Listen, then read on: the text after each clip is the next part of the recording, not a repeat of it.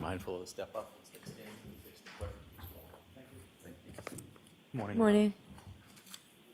Do you solemnly swear the evidence you give the court and jury in the case now and herein should be the truth, the whole truth, and nothing but the truth, so help you God? I do. Thank you. All right, Mr. Lally, whenever you're ready. Good morning, sir. Good morning. Could you please state your name and spell your last name for the jury? Yes, my name is Paul Gallagher, last name Gallagher. And how are you employed, sir? I'm a lieutenant with the Canton Police Department.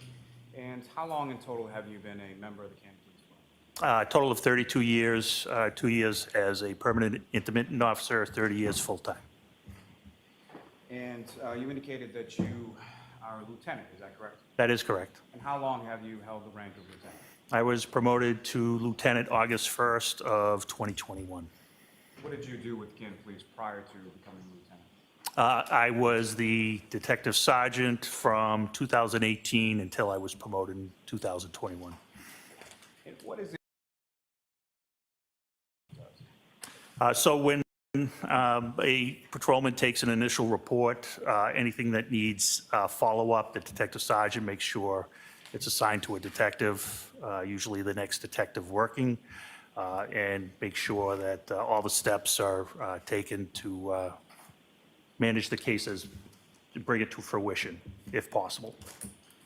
And what is it, sort of, what are your general duties and responsibilities as a lieutenant with Canton Police? Currently, I am in charge of internal affairs, background checks, patrol, and I oversee detectives.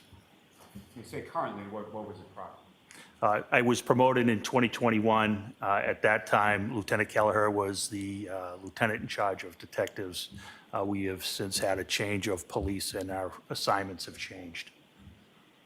Now, were you working with Canton Police on the morning of January 29th, 2022? I was. And at some point, did you receive a phone call? I did. And about what time was that and who called? That was shortly after 6 a.m. It was Sergeant Sean Good. And he's a member of your department as well? He is. He's the 12 to 8 supervisor, which our shifts actually run 11:45 p.m. to 7:45 a.m., but we call it the 12 to 8 shift. And what, if anything, was indicated to you in this call from Sergeant Good? Sergeant Good told me he was responding to a scene where a party was found unconscious, possibly not breathing in the snow.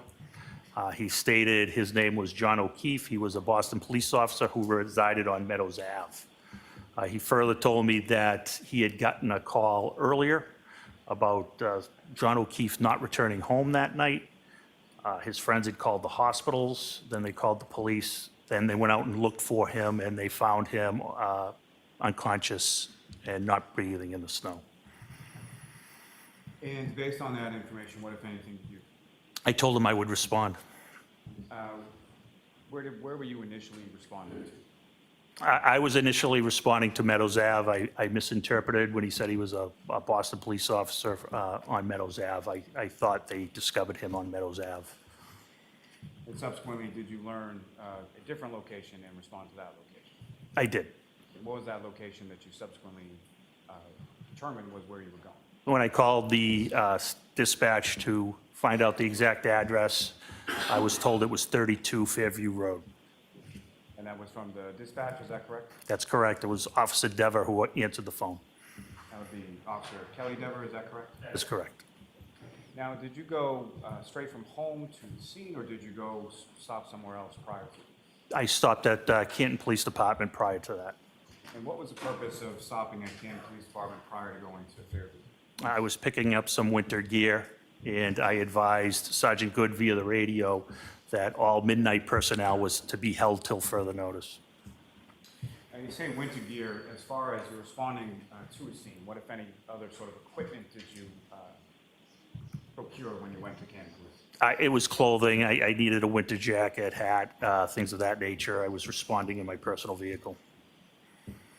And if you know, about what time was it that you arrived on Fairview Road that morning?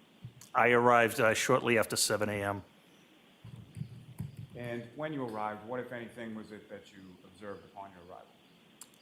There were some vehicles pulling away, but parked by this, where the scene was, were 3 Canton police vehicles and 1 black Toyota pickup truck that is assigned to our detectives. And who, if anyone else, from your department was there at that time? When I arrived, the 3 marked units were occupied by Officer Mullaney, Officer Saraf, Sergeant Good, and the Toyota pickup was driven there by Detective Sergeant Lank. And as far as, by the time you arrived, Mr. O'Keefe is no longer on scene, is that correct? That is correct. And what, if any, vehicles or apparatus or any personnel from the fire department were on scene by the time that you arrived? None. Now, when you first arrived, who, if anyone, did you first sort of speak with on scene? I first encountered Sergeant Good. And you had a conversation with him, is that correct? That is correct. And then who, if anyone else, did you talk to now? Detective Sergeant Lank joined us as well. And following these initial conversations with Sergeant Good and Detective Sergeant Lang, what did you do with that? Once they updated me on the case, we decided that we had to process where Mr. O'Keefe was found. It was snowing heavily. Sometimes the wind was blowing north, sometimes it was south. It was changing directions. And we discussed how to process where Mr. O'Keefe was found, because at the time we had no idea how he came to be where he was. And with respect to that, first, as far as where Mr. O'Keefe was, who, if anyone, directed you to where Mr. O'Keefe had been prior to your arrival? When I arrived and I spoke with Sergeant Good and Detective Sergeant Lank, they updated me on the case. They had told me that Mr. O'Keefe was transported to the hospital, that they were doing CPR on him at that time. They told me that he was bleeding from the mouth and nose, and that he may have had swelling above one of his eyes. They told me that they transported his girlfriend as well, and they told me the circumstances surrounding that incident.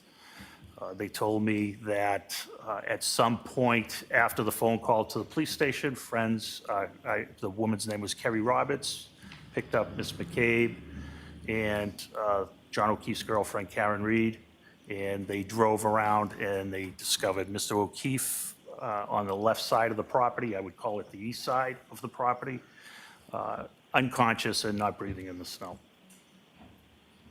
Now, this area that Sergeant Good directed you to where he indicated Mr. O'Keefe was, you mentioned that it was snowing heavily at this time, is that correct? It is correct, yes. And about how much snow was on the ground in this area at the time that you initially went over there?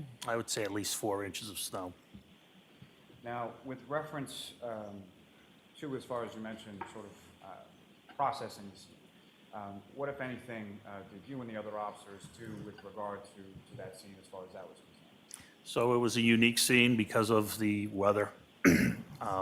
Sergeant Lank had notified Norfolk County CPAC. He had advised them that Sustained. I'm sorry, could you rephrase the question, please? So Detective Sergeant Lang had reached out to Norfolk County CPAC, correct? That is correct. And what is CPAC? It's the State Police Investigative Unit of the District Attorney's Office, Crime Prevention and Control. And what, if any, as far as that notification is concerned, what is sort of a protocol when you have an unintended death?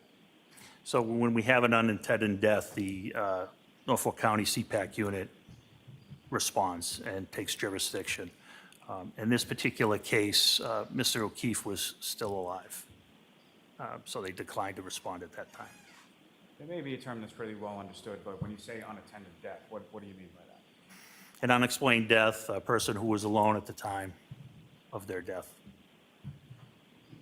And so, at this point, no one from the state police had responded or was responding to the scene at that point. That is correct. And so what, if anything, did you and the other officers do with regard to the scene where Mr. O'Keefe had been located in the snow? So we decided on how we were going to process the area. Our concern was there were some light pink spots in the snow, and we thought it may be blood. So we were discussing how to get to that, uncover the blood safely. We decided we were going to process the scene with a leaf blower. I figured we could direct the snow off the area in a controlled fashion. At that time, Sergeant Good volunteered to go get a snow blower. But what I told him in the meantime, I wanted to photograph the area. I wanted all the cruisers away from the house. There was one cruiser, I believe, occupied Officer Sarif directly in front of where Mr. O'Keefe was. I wanted him backed up. And there was crime scene tape set up, and it was blowing wildly in the wind. It was serving no purpose at that time. There were no civilians or witnesses about. And I knew we had 2 officers who could protect the scene while we processed it. So Sergeant Good, before he left to get the leaf blower, he directed the officers to move their cruisers.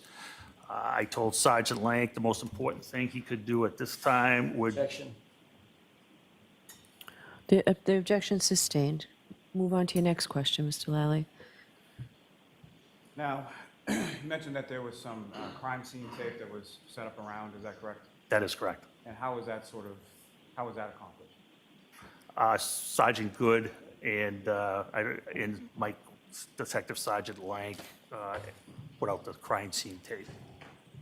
Did you know what, if anything, they were able to use to attach it to in order to set it up around where Mr. O'Keefe had been found? I believe they used a fire hydrant, a tree, a flagpole, and I'm not sure what else. I don't recall specifically what it was attached to. And with regard, you mentioned there were photographs that were taken prior to the implementation of a leaf blower, is that correct? That is correct. And I could just ask a little bit about that. As far as the leaf blower was concerned, why was that a decision as far as that being an implement to use in this particular scene? It was a unique scene. There was snow. Had never processed a scene in the snow.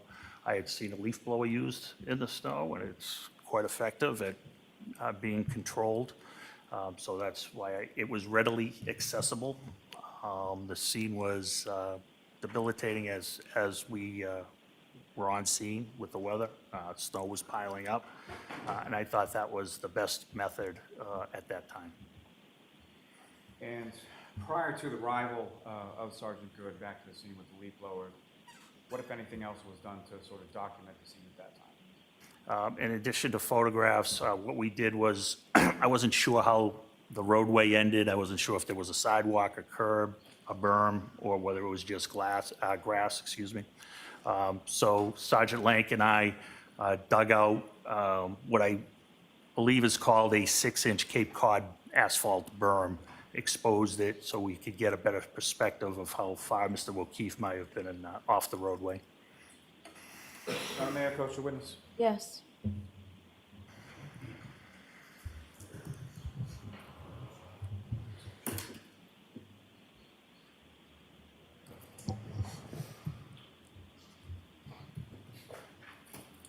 I'm going to direct your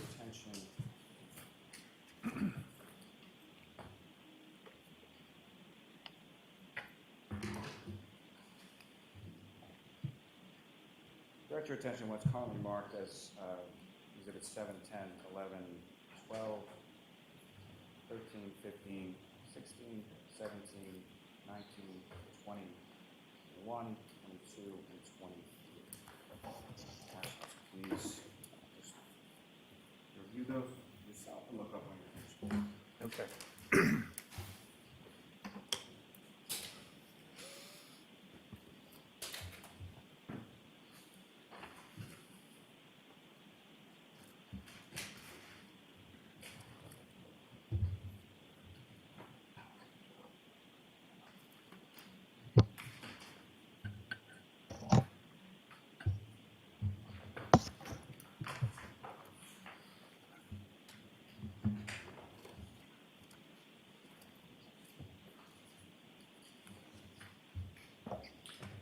Your Honor, may we approach this briefly? Sure.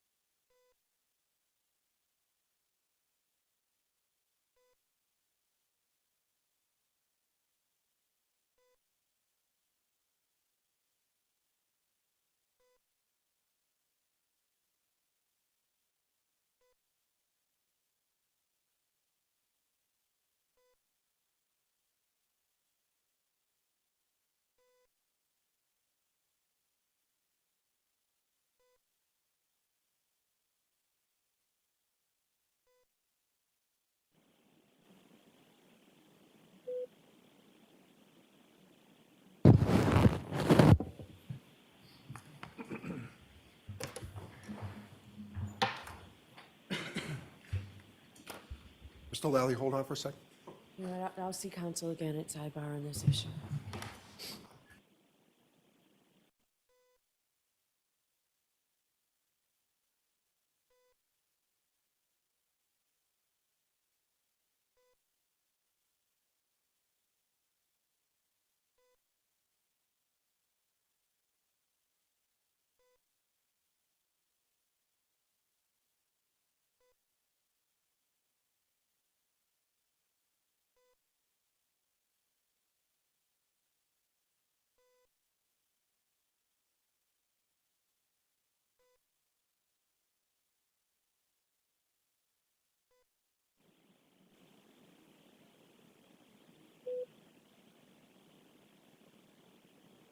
Can I trust the witnesses to retreat now? Yes.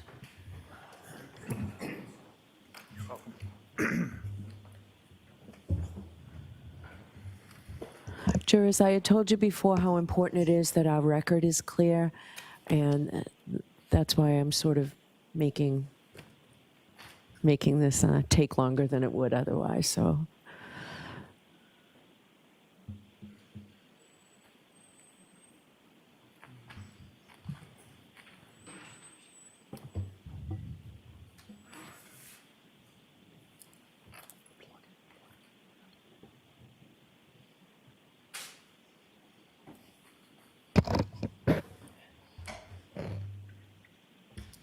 Mr. Lally, can you simply hand her a note telling her what numbers? Yes, Your Honor, just writing the numbers. Okay, thank you very much.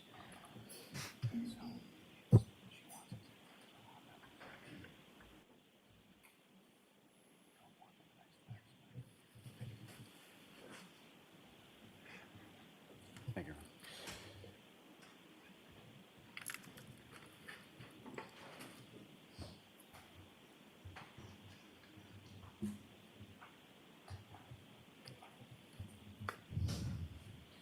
Your Honor, so I would ask that the next 13 exhibits be marked, the next 13 photographs in the book be marked as the next 13 exhibits. Okay.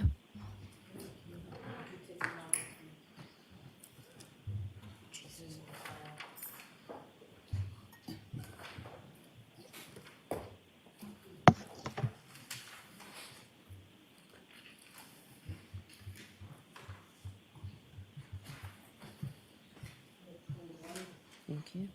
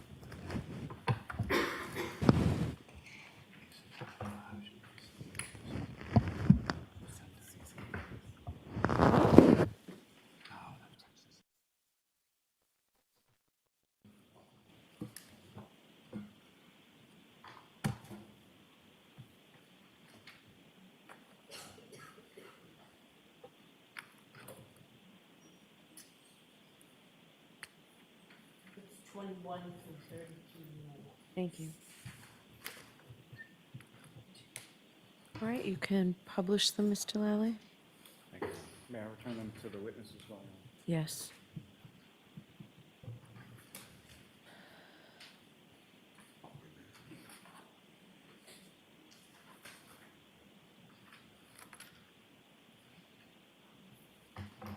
You have that in court for the today, so you have it all. Thank you very much.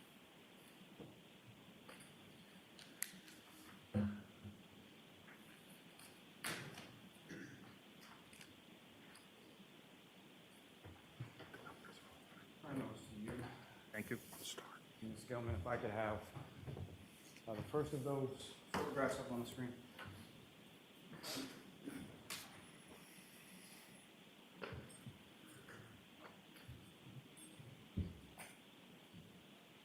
If you could enlarge that just a bit. Ms. Gilman. And Lieutenant, I don't believe that's the first photograph before you, but if you could locate that within the Sure. file. I apologize.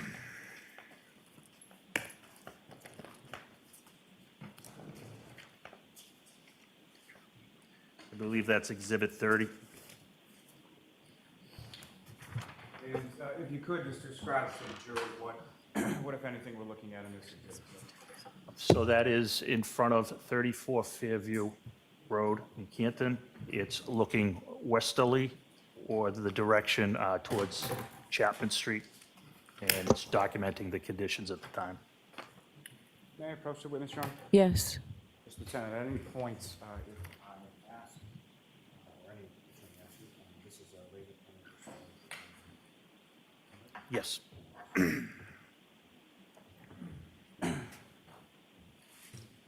And Ms. Gilman, if I could have the next photograph, please.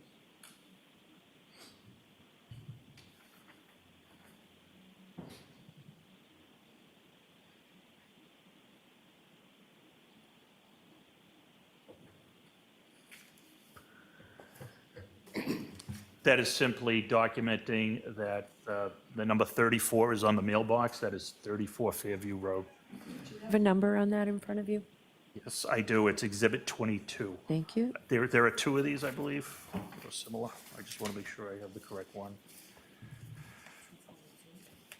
22. That would be 22, yes. And what's depicted in that photograph, sir, is that a fair and accurate portrayal of sort of the scene in the roadway when you arrived that morning? It is. It's the mailbox with the number 34 on it, and it shows two vehicles in the driveway of 34 Fairview Road. And Ms. Gilman, the next photograph?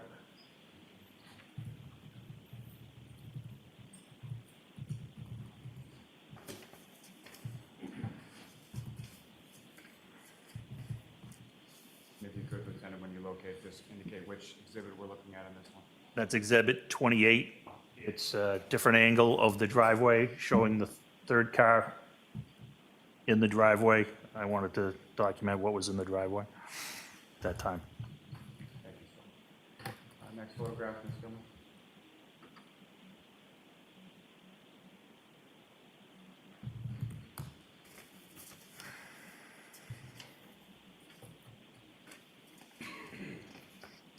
It's Exhibit 29, and basically it documents the same thing. The entirety of the house from a, I guess it would be a westerly view, and the three cars that were in the driveway at the time I arrived. And the next photograph, Ms. Gilman.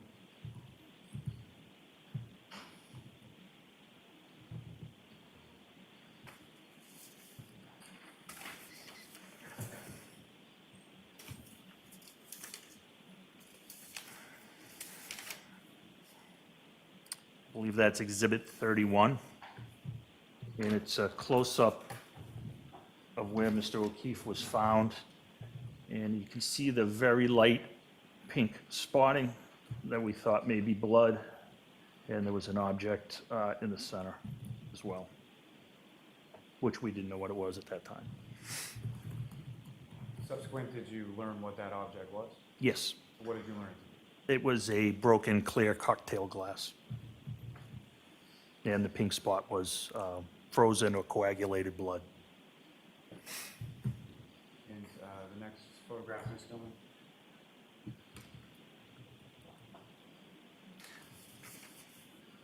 That's Exhibit 23. And it's basically showing that the scene was trampled by rescue workers, witnesses, et cetera, but you can still see, the pink spotting in the area where Mr. O'Keefe was. As far as footprints within the snow that you observed, you indicated that the scene was trampled or walked over by first responders, correct? Correct. And the footprint that you observed, what footprints have you, so what areas around where Mr. O'Keefe's, where it was indicated to you that Mr. O'Keefe's body was, were those footprints located? They were located between the street and where Mr. O'Keefe was found. And as far as between where Mr. O'Keefe was found and the house or the residence at 34 Fairview, what, if any, footprints did you observe in that area of the snow? I didn't observe any footprints at that time. Ms. Gilman, if I could ask for the next photograph, please.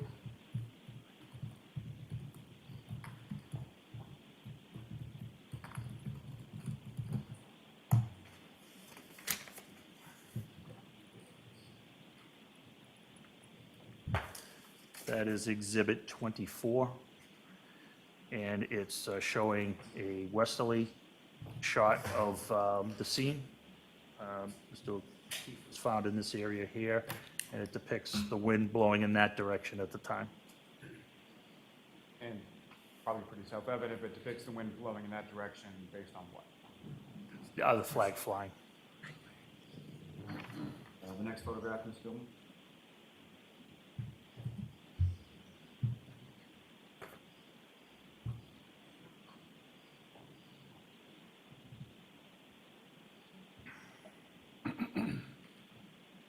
That is Exhibit 20. That is the I believe it's called a 6-inch Cape Cod asphalt berm that separated the roadway from the property of 34 Fairview. And this is the long look to where Mr. O'Keefe was discovered. The next photograph, Ms. Gilman.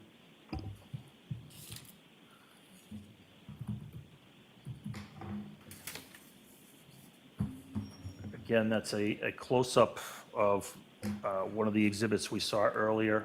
Again, you can see the spotting and the glass here. This is, I believe this is Exhibit 26. Sir, next photograph, Ms. Gilman.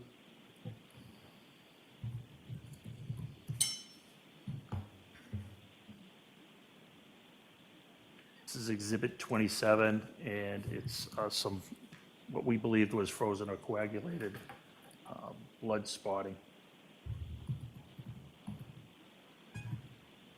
Next photograph, Ms.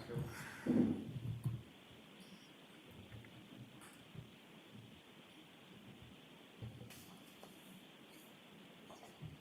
And that's a different view, close-up of the scene, and that's Exhibit 32. And the next photograph, Ms. Gilman.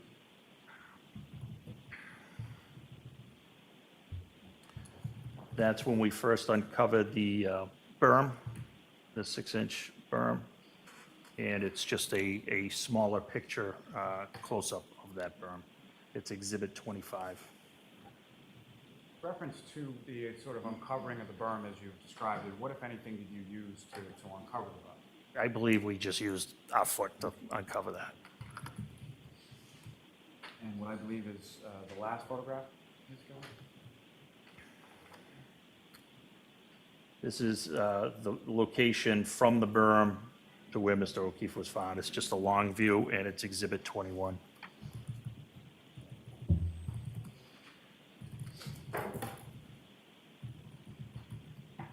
May I approach your Honor, just? Yes, yes. Tori.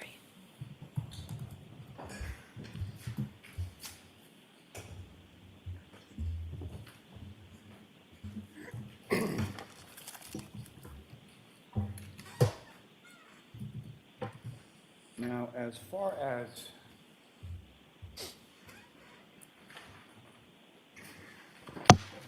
the cruisers with the Canton Police Department, what if any sort of recording equipment are they equipped with?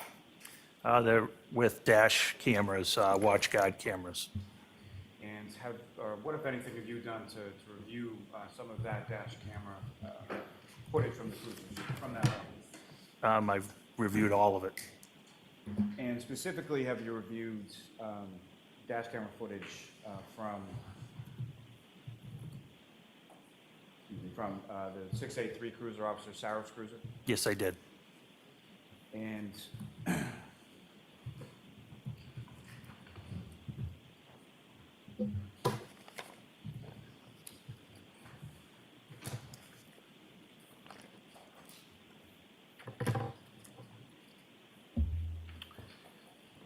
Your Honor, if I may, I would ask that, it's already been marked as Exhibit 12.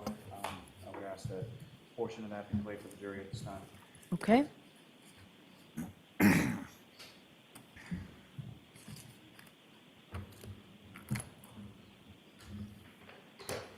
Ms. Gilman, if you could fast forward this to approximately 57 minutes or so into the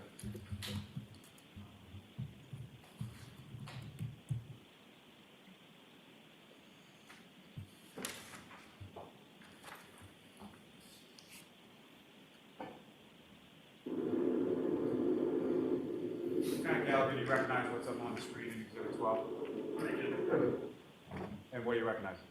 That's the video I referred of Canton Cruiser 683 on, it's dated January 29th, 2022 at 7, if the time is correct, 7:02:54. And around this time, within this video from Officer Saros' cruiser, what, if anything, did you observe occurring within that cruiser camera footage? I believe it's at approximately 57:17. You'll see Sergeant Good begin to mark out the scene with yellow crime scene tape. You'll see him in front of the cruiser at first. Him, Officer Mullaney, and Sergeant Lank walk off, and then you'll see Sergeant Good stretching out the crime scene tape. And if you could, sir, as the video is playing, using the laser pointer that you have before you, just draw the jury's attention to who, if anyone, you observe or recognize within that video. Yes. Ms. Gilman, if you could.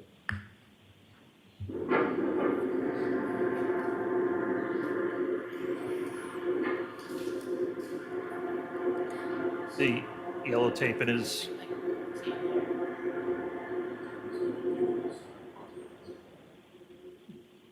There's two officers with yellow crime scene tape. I believe this is Officer Mullaney, but I'm not sure. I know this is Sergeant Good. And my apologies, Ms. Gilman, if you could play again.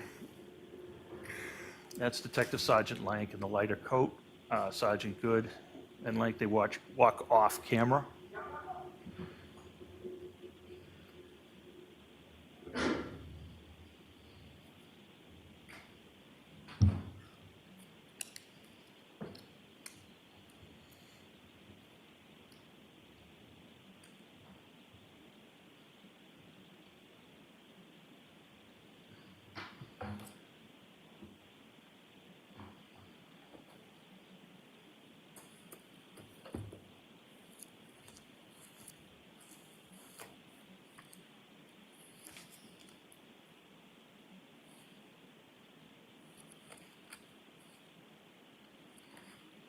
You'll see Sergeant Good come into the picture right here. They're stretching out the crime scene tape. You can see it flapping in the wind there. You can see it raise way up because of the wind. This is the crime scene tape here.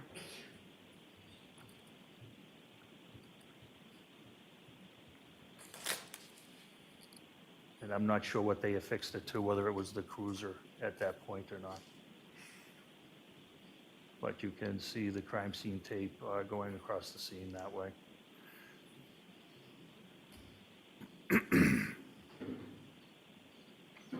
Gilman, if you could pause it right there for a moment.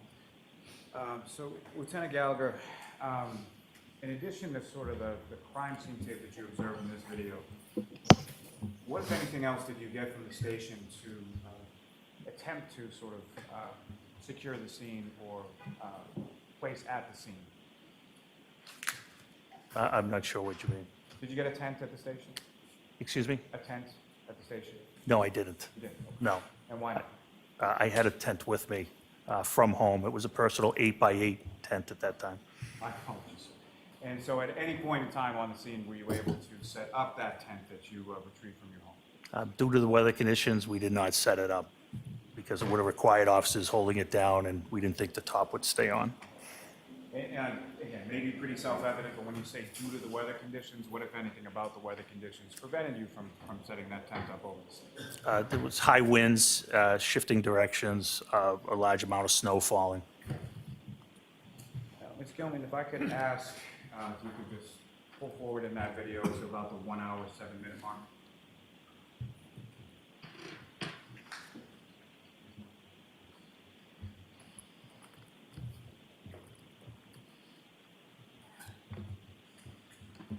Again, if you could hit play from there.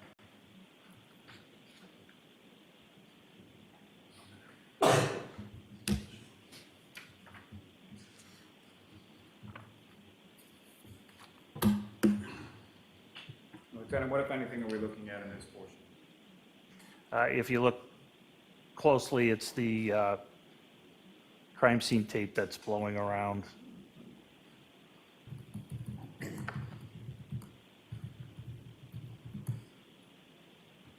Right now, you can't see it.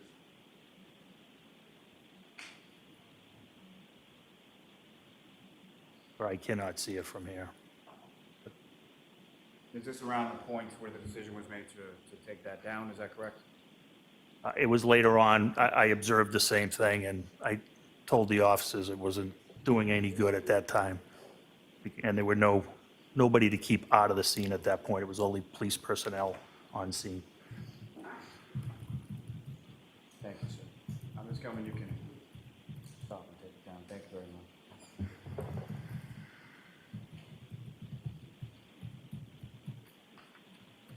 Now, with reference to the implementation of the leaf blower, was that memorialized in any way as well?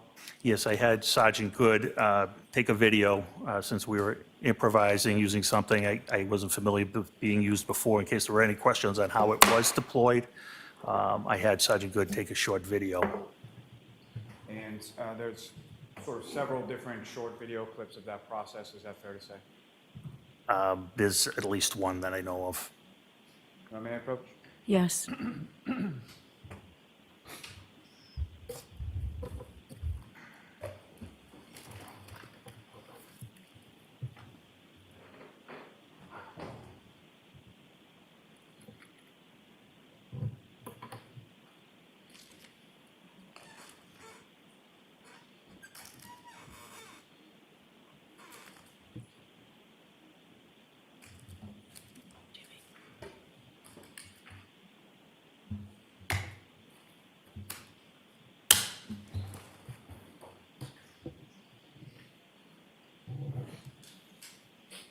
So showing you with this, do you recognize that?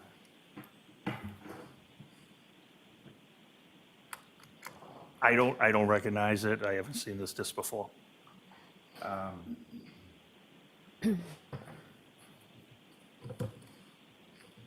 May we approach?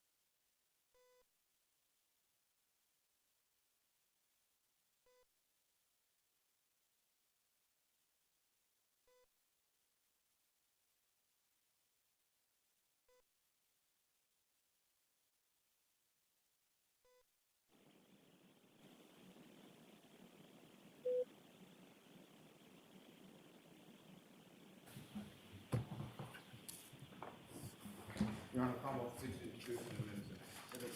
Okay.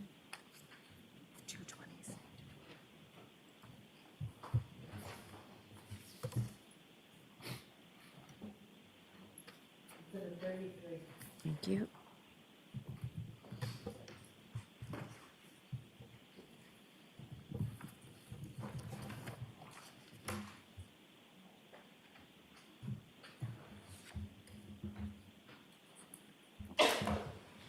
My deepest apologies, Your Honor. May we approach this briefly? Okay. Jurors, feel free to stand.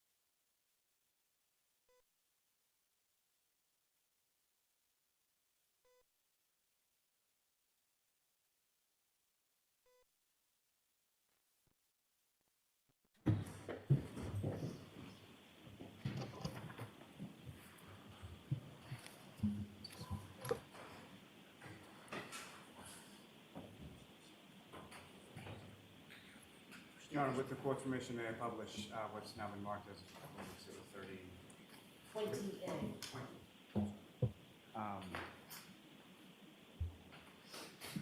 The last exhibit is this. If I could publish that to the jury. Yes.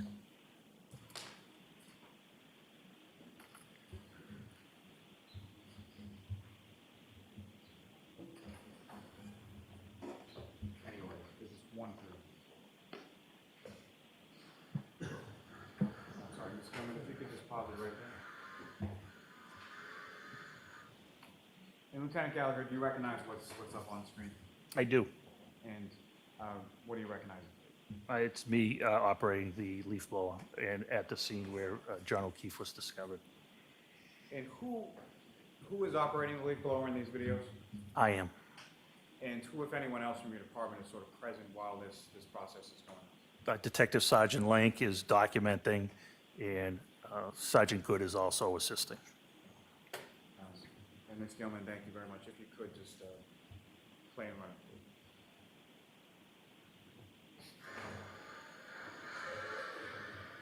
See, it removes the snow. I was removing the snow layer by layer. And right here, you can see it exposing the cocktail glass.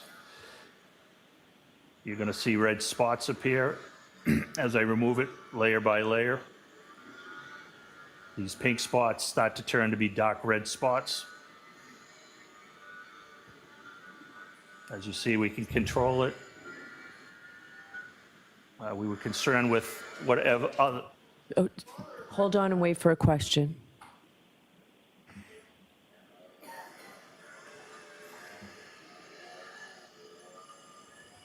As you can see, it just takes it layer by layer. Hold on for a second. Mr. Lally, Ms. Gilman, can you pause it? So if you have a question for the lieutenant, all right? you asking him to narrate the whole thing? We're not going to do it that way. And you can pause and then question. It's great you're keeping your voice up over the sound of the leaf blower, but it's a little distracting. I understand, Your Honor. So do you have a question, Mr. Lally? Just briefly at this point, so Lieutenant Gallagher, with respect to as you're conducting this sort of process, what, if anything, are you concerned about as far as throughout this process of trying to locate evidence there? We were concerned with the weather destroying biological evidence at that time. And so what, if anything, were you doing with regard? We were trying to take the snow that had fallen over the blood, and we were trying to remove it to expose the blood. And fair to say, as far as during this sort of removal process, how much of the snow were you able to sort of sift layer by layer with the leaf blower that you had? We could control how much I wanted to sift. I did it I started out as gently as possible, and if it needed, more snow needed to be removed, I got a little more aggressive. Thank you. Ms. Gilman, if you could hit play.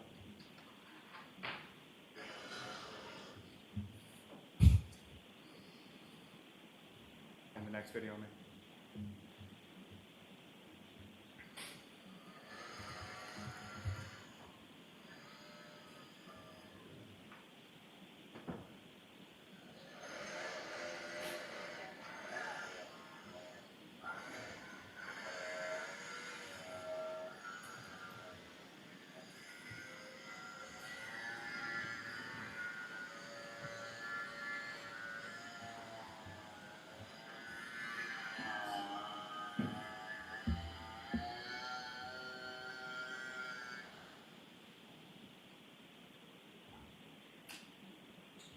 Ms. Gilman, if you could play the third video, please.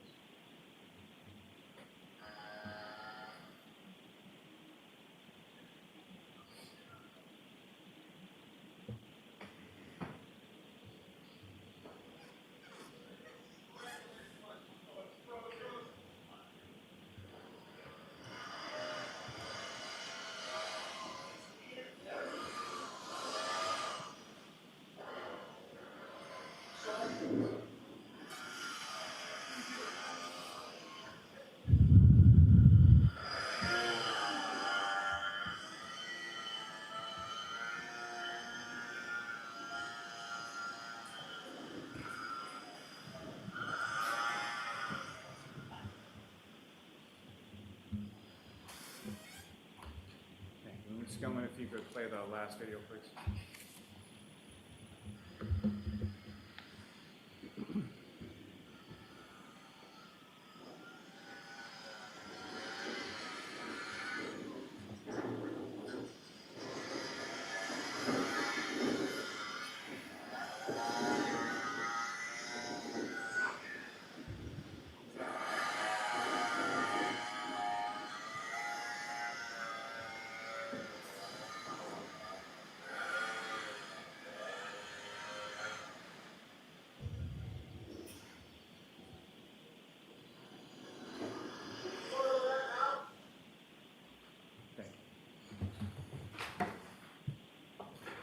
And Mr. Officer, you can put the light.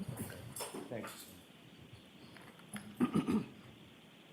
Lieutenant, with reference to that process, how far deep into the snow were you able to go with using that leaf blower in that manner? We got almost to the ground, bare ground.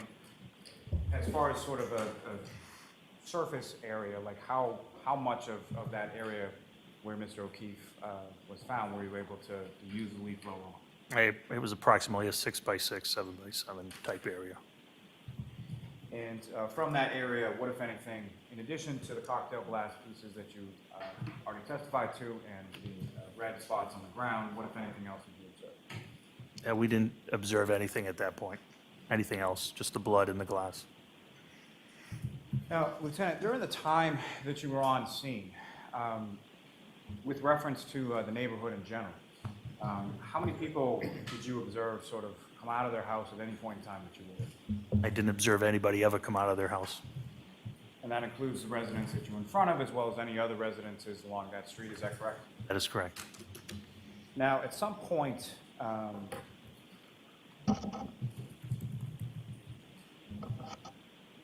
About how long a period of time, if you know, were you on scene that particular morning? Approximately 50 minutes, 45 to 50 minutes. And following that, where did you go? We brought the exhibits back to Canton Police Headquarters. And by that, you mean the glass and what you had collected of the blood? Yep, we took 6 blood samples, yes. Okay, and how were you able to sort of collect the blood samples on scene? Well, the blood samples, because they were frozen, we debated on how to collect it. We didn't think swabbing was going to be easy to do if it was frozen. So we decided on finding some type of temporary plastic evidence container. We were able to find large cups, and we took 6 samples. We bagged the 6 samples, and Sergeant Lang transported them back to Canton Police Headquarters. And with respect to those samples and piece of glass that you located, eventually, what, if anything, was done with those? Well, first and foremost, when you came back to Canton Police Station, what, if anything, did you do with them there? Chief Berkowitz was at headquarters, and we had a meeting in the detective sergeant's office. What I'm asking, sir, is with reference to those items that you took back from Fairview, when you got back to the station, what, if anything, did you do? Sergeant Lang placed them into evidence. And then subsequent to Sergeant Lane placing them into evidence at some point, where did they go? They were turned over on February 1st to the Massachusetts State Police Crime Lab. And was that something where they were driven to the crime lab, or did the crime lab come to the station? The crime lab was already at the station. Now, you go back to the police station, you have some conversation with your chief, is that correct? That is correct. And what was your chief's name? Chief Berkowitz, Kenneth Berkowitz. And following that conversation, at some point, did you return to Fairview Road that morning? I did. Okay. And who, if anyone, did you go there with? I accompanied Detective Sergeant Lang. And when you arrived, where did you go with reference to the residence? We went into a side door, and there were people in the kitchen at that time. I believe it was the kitchen area. And did you know any of the people that were in the kitchen? I did. Who, if anyone, did you know? Who I remember specifically was Jen McCabe, who I don't know personally, but I know because that's who Sergeant Lang arrived to talk to, and I knew Brian Albert in a professional sense. And so Brian Albert is also a police officer, is that correct? He was Boston police officer, yes. Now, as far as any other people, who, if anyone else, were you introduced to when you came into the kitchen area of the home? I wasn't introduced to anybody. All I know is there were 5 or 6 people there. And are you familiar with a gentleman by the name of Brian Higgins? I am. And how are you familiar with him? He is an ATF agent who I've worked with when I was assigned to DEA, and he later had a satellite office at our PD, and I have since come to know him personally. And in reference to your work with the DEA, how long did you work with the DEA? 13 years. And so, Mr. Higgins, was he present in the home on Fairview when you arrived there that morning? I don't recall him. When I arrived originally, definitely not. I don't recall if he was there when we arrived about 9 a.m. And so you don't recall him being there at all? I don't recall specifically. I never had any conversation with him. Now, you had made some mention of February 1st, a few days later, at your department, there were members from the crime lab that came, correct? That is correct. And what, if anything, did they come there to do? They were assisting the state police in executing a search warrant on a motor vehicle. And where was that motor vehicle in relation to your department? It was in our Sally Port. If you could just describe to the jury sort of what is it, Sally Port, specifically the Canton Police, like where is it located, what does it look like? Sure, it's on the rear portion of our police department. They are large overhead doors that are numbered, 1, 2, 3, and 4. We only have 2 bays, so the Sally Port that the vehicle was in, typically, we enter through door 4, and you would exit through door 3. Those doors, overhead doors, can only be controlled by a computer in the dispatch center. And it's where we bring in our prisoners. Once the Sally Port goes up, you enter, close the door, the area is secure. The rest of the PD is only accessible by access card, key access card. As you mentioned, sort of the overhead garage doors are accessible only by the dispatch area, is that correct? That is correct, a computer in the dispatch area. And then as far as entrance from the department, how, if at all, is that controlled? There is to the right of Sally Port 4, there is a key card access door. Now, with reference to that Sally Port area, is there, what if any cameras are located in that area? I know there's cameras in the area. I don't specifically know where they are. I typically don't look for them. I know it is under surveillance, as most of our department is. And have you reviewed at least a portion or the entirety of the Sally Port video from that particular day of February 1st? I've seen a small portion, yes. May I approach the witness, Your Honor? Yes.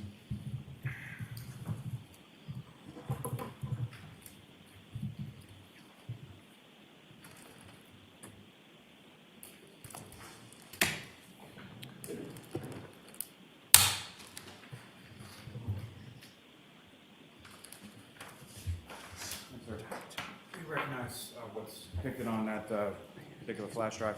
Yes. Okay, what is depicted on that, sir? CPD Sally Port videos. You know, call what seek to introduce and admit as the next exhibit. Any objection? No, Your Honor.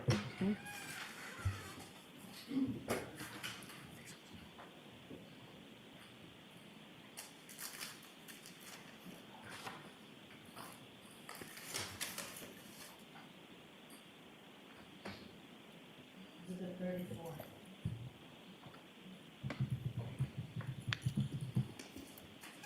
Your Honor, if I may, at this time, I seek to publish a portion of Exhibit 34 for the jury. Okay.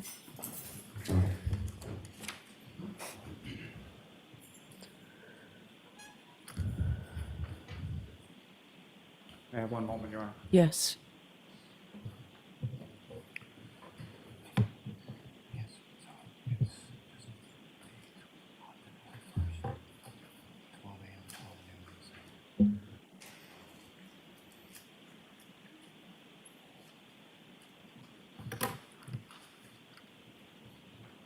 So, Ms. Gilman, if I could have the portion that's February 1st, that covers 12 a.m. to 12 noon.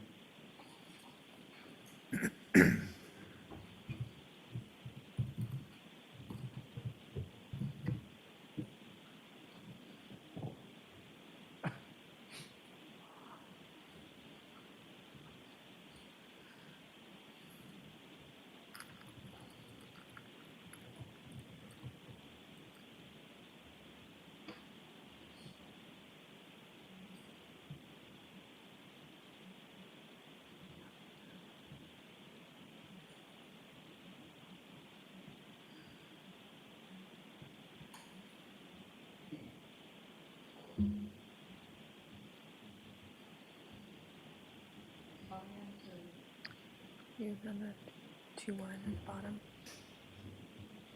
Yeah.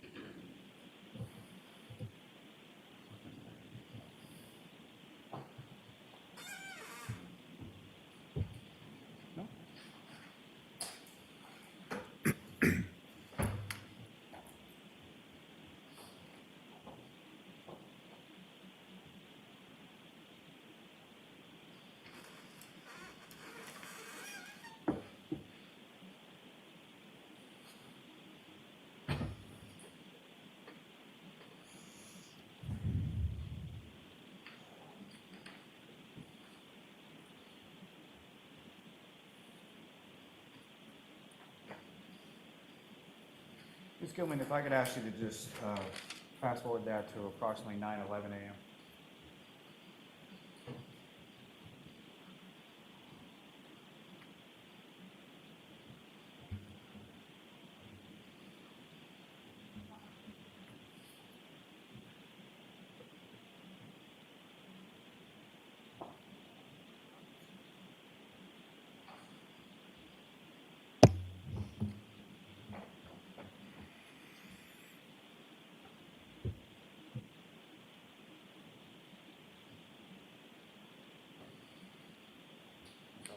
pause 1 second.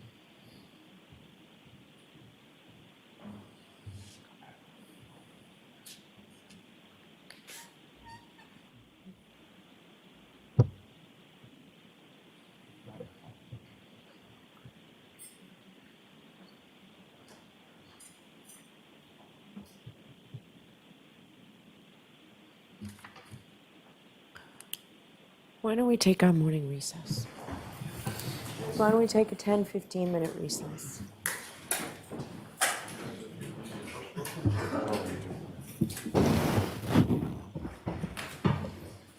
All right, hurry up.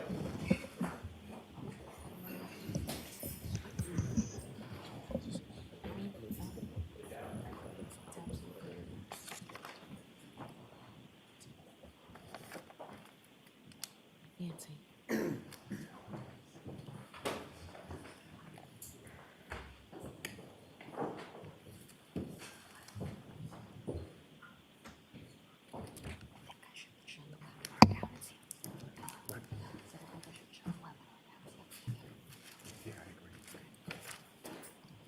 All right, so we're still in session.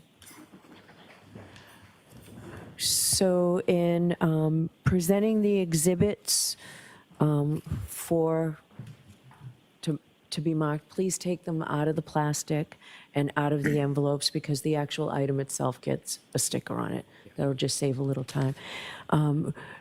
We're having all sorts of difficulties. FTR is not working. I'm not sure that we're getting any internet in here. Are we all set with this? Is this something, do you want to use the flash drive that you put in? Does that help? Or are you, No, I think the initial issue, I think, is sort of the size of the video. So bringing it up can be a little, my issue is as I was standing over there, I couldn't really see anything Yeah. as far as the screen. it's doesn't look dark. that dark when you put it on. I couldn't open any of this weekend on my home computer, on my work computer. So, all right, why don't we take a 10-minute recess? All rise for the court, please.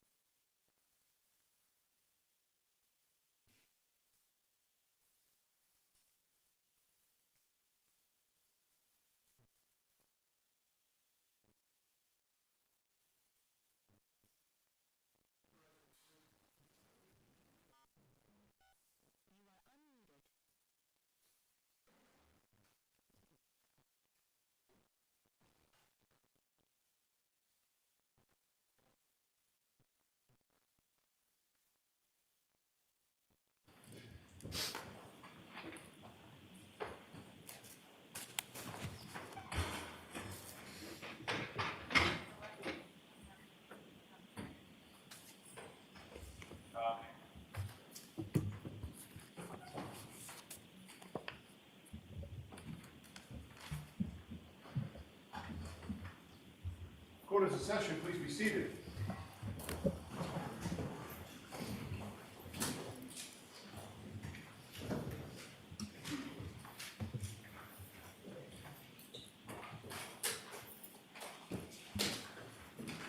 All right, are we all set with the screen? Okay.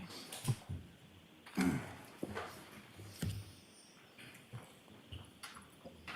again, okay, it may be better with the lights, I'm sorry, Mr. Officer, maybe a little bit, if we could please put the lights back on.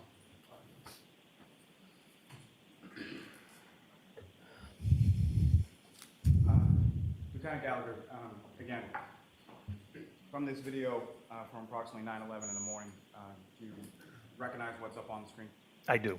If you could, just using that laser pointer, direct the jury's attention to what, if anything, is significant you observed in this particular pause of this video. This is our Sally Port. You would come in Sally Port 4, exit Sally Port 3, like I said earlier. This is the vehicle they were executing a search warrant on, and this is the crime scene tape.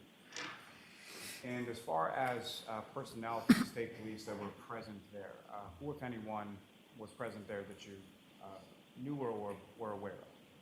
I knew Trooper Proctor was there, and I knew the criminologist was there, and a photographer. I don't know them by name. So a couple of people from the lab, one taking photos, one criminalist, is that correct? Correct. As well as Trooper Proctor? That's correct. And do you know Trooper Proctor? I knew of him. I don't believe I ever met him prior to this.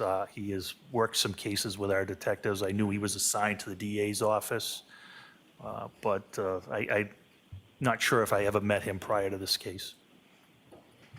Now, with reference to the vehicle, what, if anything, was placed around the vehicle, or did you observe around the vehicle when you saw it? There's crime scene tape, as you can see, the yellow tape right there. And just to be clear, the sort of, which part of the vehicle is sort of in the lower foreground of this vehicle? This is the passenger side rear of the vehicle. Now, at some point over the course of the time that you were there on February 1st, what, if any, other sort of specialized units within the state police were also present? Eventually, I think they call it the CARS team. It's what I would call their, I guess, accident reconstruction team responded. Now, Ms. Gilman, if I could ask you to fast forward within that video to approximately 9:44 a.m.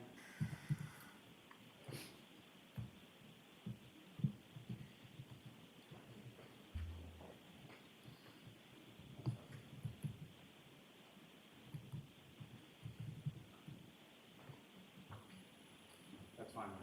Just a little bit back.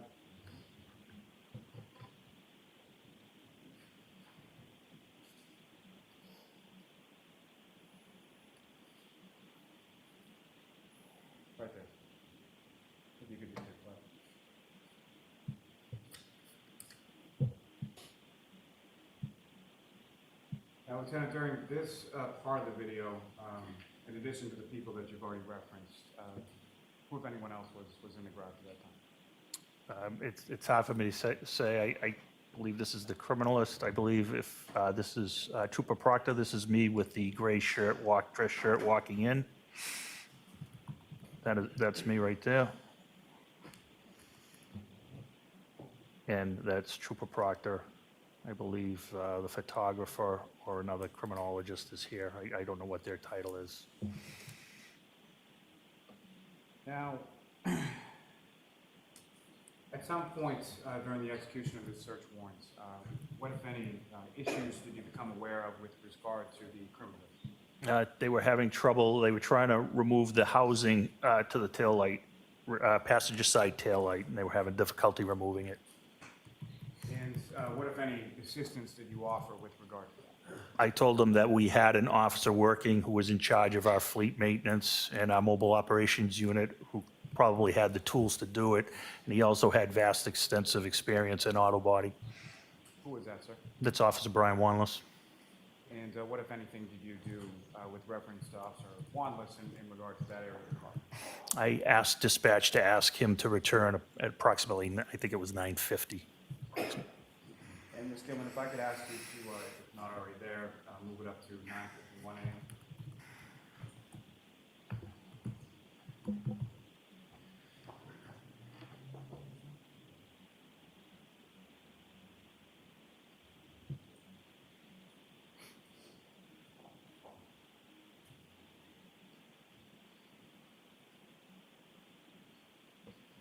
If you could just pause it for one moment, Ms.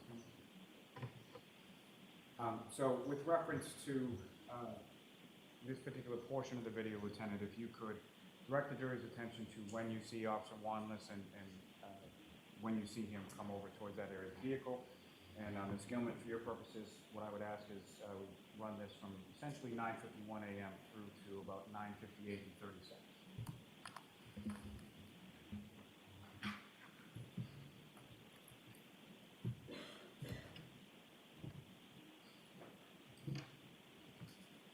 This is Officer Wanless right here. He examines it, and he leaves momentarily.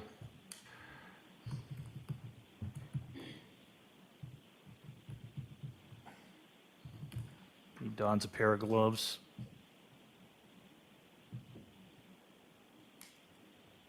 And he exits, and he's going to come back with some tools.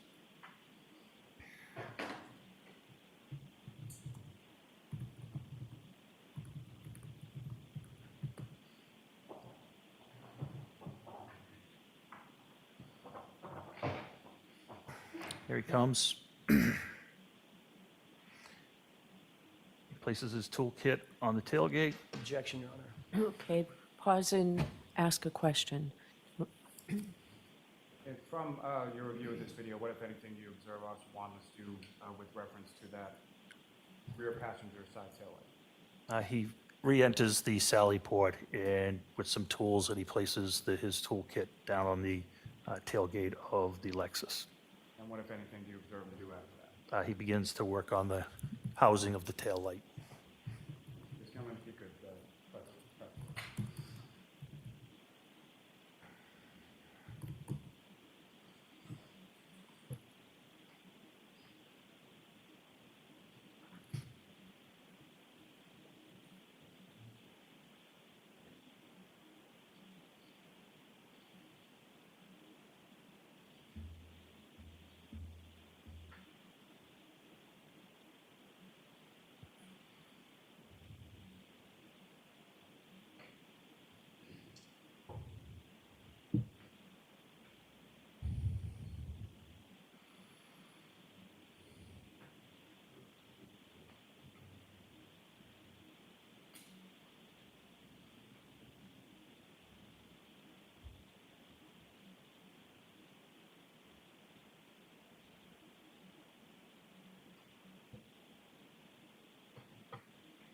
Thank you, Ms. Gilman. You can take that. Lieutenant, with respect to the items that you and the other officers recovered from 34 Fairview on the 29th, the criminalist that was depicted in that video, is that who you gave those items to? I believe so, yes. You gave those items to her directly, correct? Yes. Now, as far as that particular, I believe you testified earlier that you were looking to preserve biological matter, is that correct? Yes. And fair to say that your search of that area was confined to sort of where it was described to you, Mr. O'Keefe, had been found, correct? That is correct. Now, turning back again just to February 1st, and sorry to jump around, but back to February 1st, at some point you mentioned there was a crash reconstructionist from the state police, is that correct? That's correct. And what, if anything, did you aid or assist or facilitate with reference to the crash reconstructionist around the police station? When they wanted to test the vehicle, I secured the parking lot. I advised no cruisers to return to the station, and I blocked the entryway with my marked cruiser and remained in my cruiser. And later on that day of February 1st, where, if anywhere, did you go with respect to the crash reconstruction? We went to 34 Fairview. In addition to yourself and the trooper from the crash reconstruction, who, if anyone else, went with you? Trooper Proctor was present. And why did you go along with the troopers to that location? Just so there was a Canton officer present, if any residents came out, I could communicate with them. And to your knowledge, had Trooper Proctor been to Fairview prior to that date? I have no knowledge if he had been there or not. What, if anything, did you direct either Trooper Proctor or the crash reconstructionist to once you were on scene? I brought him to the area of where Mr. O'Keefe was found. You showed them where Mr. O'Keefe was found? Yes. Now,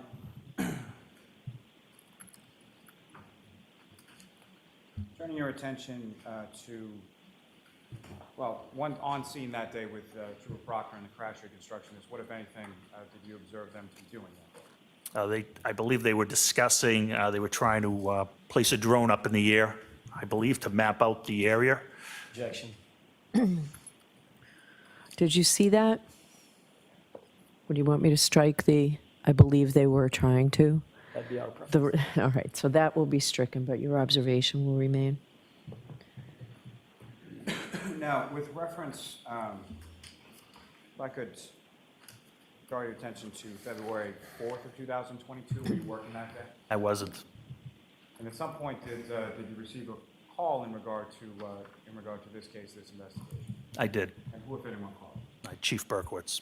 And what, if anything, did Chief Berkowitz indicate to you? He asked me if I was working.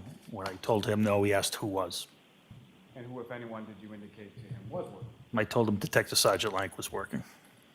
And as far as, what, if anything, was that call in reference to? He stated he was driving in the area of 34 Fairview because of the warm weather and the warm rain in the last couple of days. And what, if anything, did he indicate? He, Saw. he believed, Sustain, I'm going to see it sidebar, please.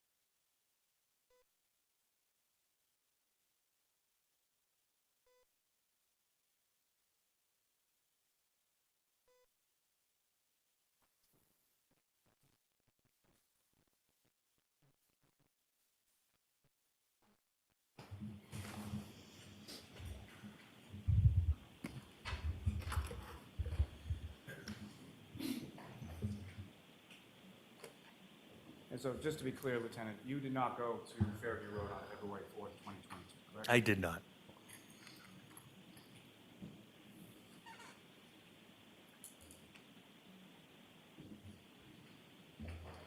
I have nothing further for this one. All right, cross-examination. Thank you, Your Honor.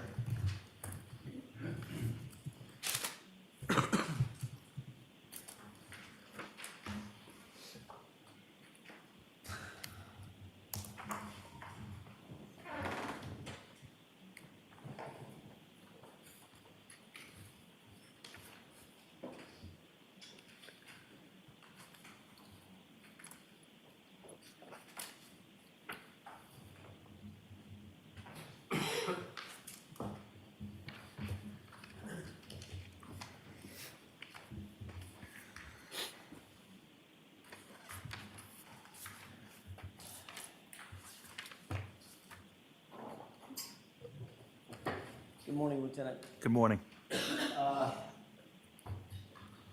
When was the first time you were ever interviewed about your conduct on this case, your involvement in this case? I don't recall. It was about a month ago, wasn't it? April 3rd, 2024? When I was interviewed by, I don't know who you're referring to. A formal interview by any law enforcement agency. Oh, I was never, until about a month ago, trial prep, I was not interviewed, correct. And that interview was conducted by whom? I met at the DA's office with the prosecutor, Adam Lally. And there was also a state trooper there, There was, Lieutenant Tully? correct. Okay. So Michael Proctor never formally interviewed you about your involvement in the case? No, sir. Never interviewed you about your involvement on the morning of January 29th, 2022? No, sir. Never interviewed you about your recovery of any physical evidence at the scene, No, sir. which would include the blood stains as well as the piece of drinking glass? That's correct. Okay. Never interviewed you about where that evidence ultimately went and how it made its way back to Canton Police Department? He never interviewed me, no. And his partner, Yuri Buknik, also, I won't go through the litany of things, never interviewed you as well? Correct. Thank you. And until April 3rd, 2024, nobody from the DA's office had interviewed you either. That's correct. Did you write a report about your involvement in the case? Not on that particular day. Did you write a report after that? Yes, When did you write that report? possibly January 2023. I believe it was the request for the metadata, the acquisition of the photos report. Okay, fair enough. Did you ever, I'll narrow my question. Did you ever write a report about your involvement on the day at the scene? No, I did not. Okay. So that's not documented, at least by you, that's not documented anywhere. That's correct. Did you take notes when you were at the scene? No, Did you go back to the station and memorialize your findings and your conduct at the scene by taking notes back at the station? no, I did not. So you have no notes and no report about anything that happened at Fairview on the 29th? Not myself, no. Were you ever instructed by any superior? You're pretty high up in the ranks. You reported to whom? At that time, I reported to the chief of, deputy chief of police. Right, either the deputy chief or the chief. Correct. Did either the deputy chief or the chief instruct you, Lieutenant, don't worry about writing a report in this case? No, they never said anything like that. You would agree that it's one thing to respond to a scene, it's another thing to actually gather evidence at a scene, That's correct. especially a scene where it's a potential, at that time, a potential homicide of a police officer. That's correct.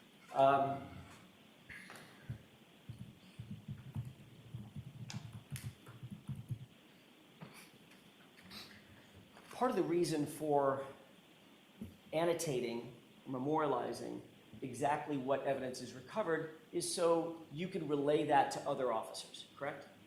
Correct. So for instance, in your direct examination just a few minutes ago, you said that you went back to the scene at one point. What was the date where the drone was considered? February 1st. You go back to the scene on February 1st. That's 3 full days after the event, correct? That is correct. After the incident. And you said, I directed them to where John O'Keefe's body was found, correct? Yeah, I showed him, yes. But in fact, you never saw John O'Keefe's body, did you? That's correct. Okay, so you were giving them information that you had about which you had no personal knowledge, correct? I had knowledge from other officers. I did not see John O'Keefe at the scene. He was transported to the hospital. That is correct, yes. Right. So you couldn't determine exactly how he was positioned, right?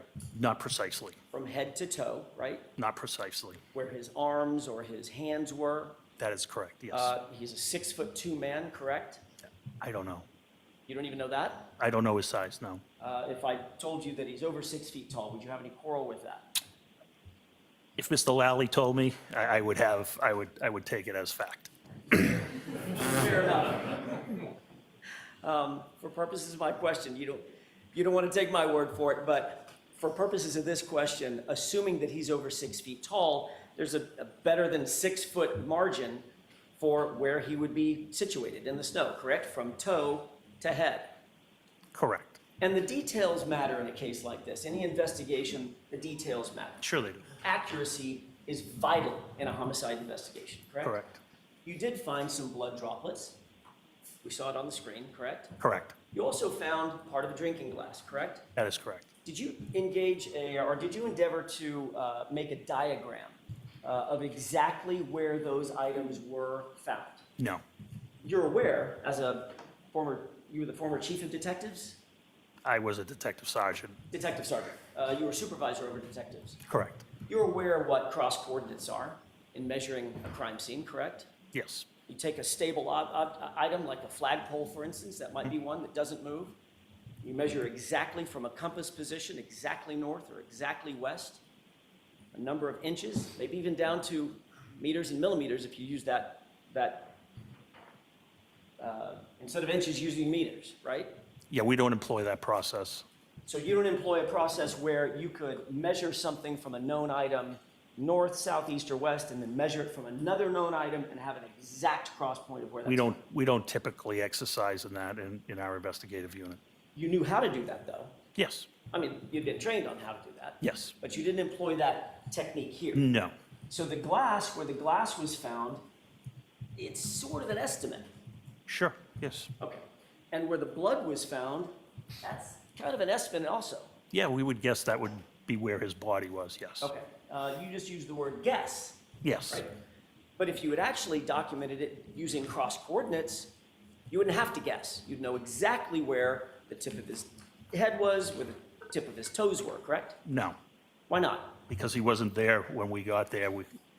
Fair enough. When I say you, I meant other officers. If someone had employed that before he was moved, they could have figured out exactly how he was situated, where he was in that yard, correct? It would never happen. Life-saving measures come first. The officers are not going to start measuring while first responders are conducting life-saving measures. It doesn't happen. That's exactly right.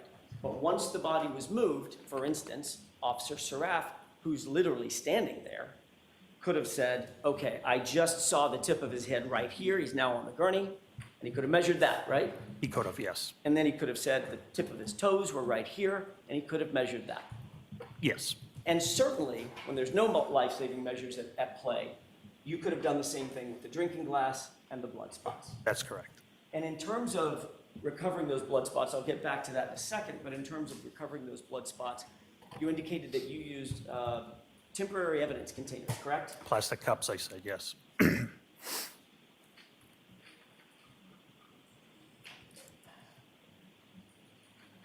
Before responding to 34 Fairview, and you indicated that you were told to respond to 32 Fairview, right? That is correct. That was a mistake on either dispatch's part or something. Correct. You figured out where to go once you got there. You can tell by the emergency lights. It was Sergeant Good who contacted you, correct? That is correct. And you were at home at the time, That is correct. which is why you needed to respond to Canton PD to get some foul weather gear, correct? Correct. You also contacted Brian Albert's neighbor, a gentleman by the name of Tom Kelleher, correct? That is correct. And you wanted to let him know that you were responding over to the scene. Yes, he was the lieutenant in charge of detectives at the time. Lieutenant in charge of detectives and also the man who lived directly across the street from Brian Albert, correct? I would say there's two property lines he's directly across from, 32 and 34. Okay. But yes, that vicinity. Okay.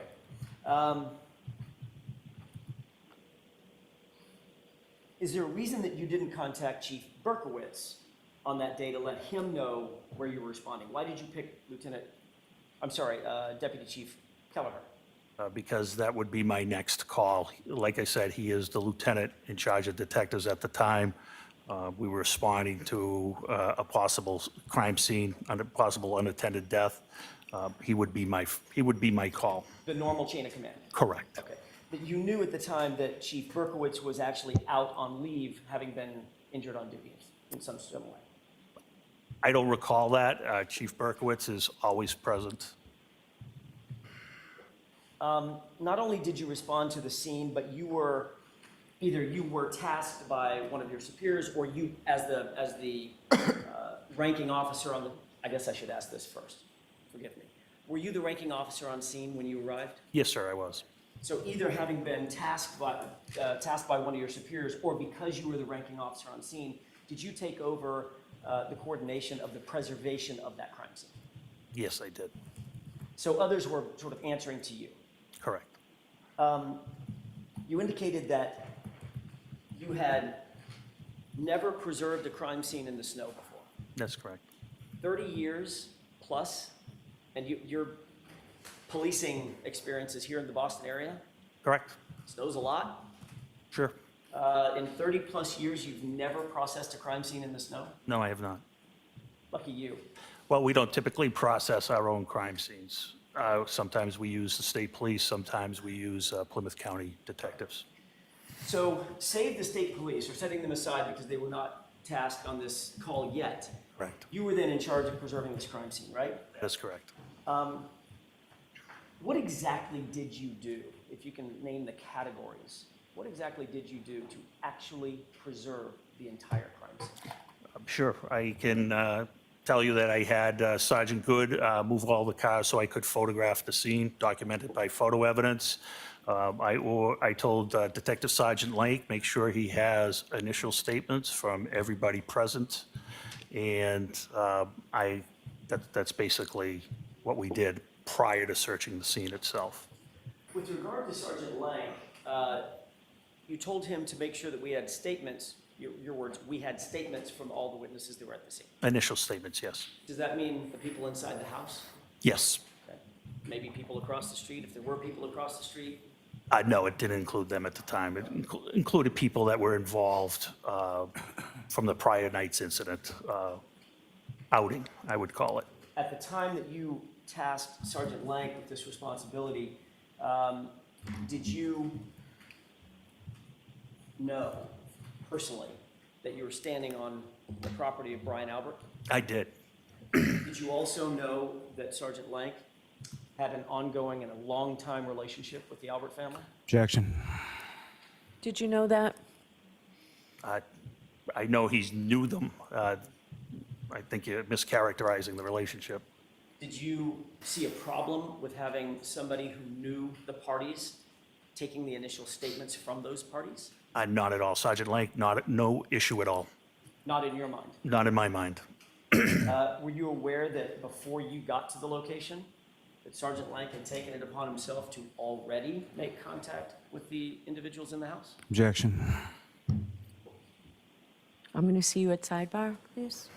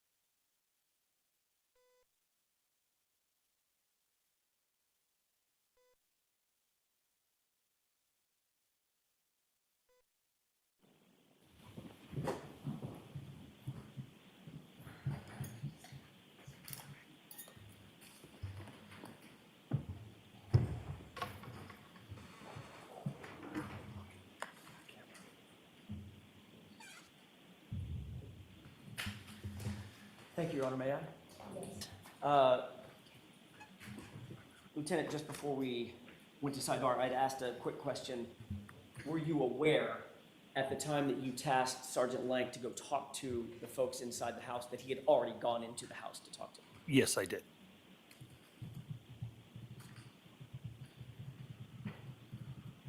You indicated that one of the reasons, I'd like to move back, I'm bouncing around a little bit, I apologize. I understand. One of the things that you talked about was the preservation of the crime scene and the lack thereof because of the inclement conditions. Correct. There was wind blowing from all directions, Yes. there was snow falling, Yes. it was icy cold out. Yes. There was already snow accumulated on the ground, about 4 inches, you said. At least it was different spots because of the wind drifts. Wouldn't that be even more of a reason in a potential homicide investigation to adequately preserve the scene as best you possibly could? Of course. Wouldn't you want to, for instance, protect the area? You mentioned a tent. Yes. Wouldn't you want to make sure that anybody from the civilian side and/or officers don't just start traipsing through the middle of the crime scene? That was all done.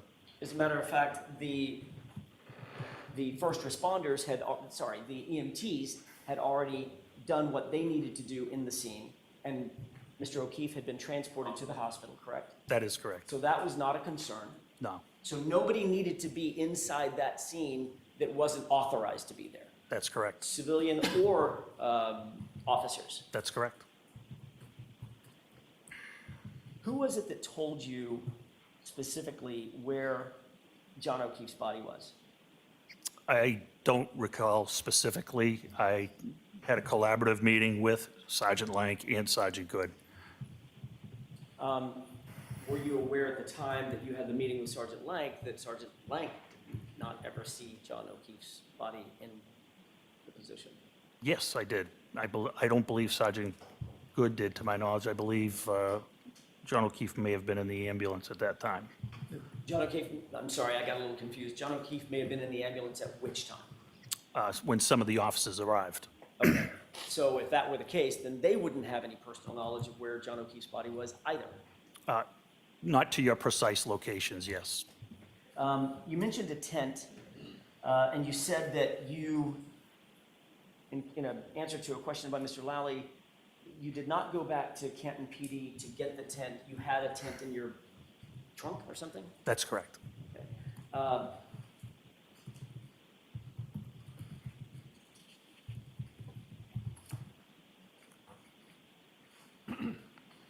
When you interviewed with Lieutenant Tully, did he specifically ask you, this is about a month ago, did he ask you about the tent? I don't recall.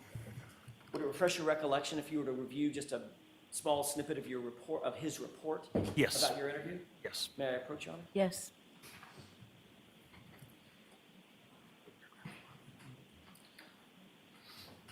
Just take a look at that and direct your attention to paragraph 4. Tell me if you recognize that document. I don't recognize the documents, first time I've seen it. Fair enough. Does it, read the highlighted portion and tell me whether that refreshes your recollection about a conversation you had with Lieutenant Tully about the tent. Okay, I didn't have. Read it to yourself. Yes, okay. You've read that? Yes. May I approach? Yes. Thank you. Do you recall telling Lieutenant Tully, You can ask him what if that refreshes his recollection. does that refresh your recollection at this point? It doesn't change my recollection. You said you didn't recollect exactly what you told Lieutenant Tully about the tent, and I'm asking, does that refresh your recollection about what you told Lieutenant Tully about the tent? Yeah, that's not what I said about the tent. Okay, so you didn't say, I drove to Canton PD headquarters to retrieve a tent to protect the area where O'Keefe was found from falling snow, but never used the tent due to high winds. We didn't have a tent at that time. That wasn't my question. I'm being very specific. Did you say that to Lieutenant Tully? No, that was misinterpreted. Okay, so if he got that, if that's in his report, that's incorrect. It's not accurate, correct? Okay. Is there anything else that you read in that report that's not accurate? You asked me to read the highlighted version. That's what I read. I didn't see any, I didn't read any other part of the document.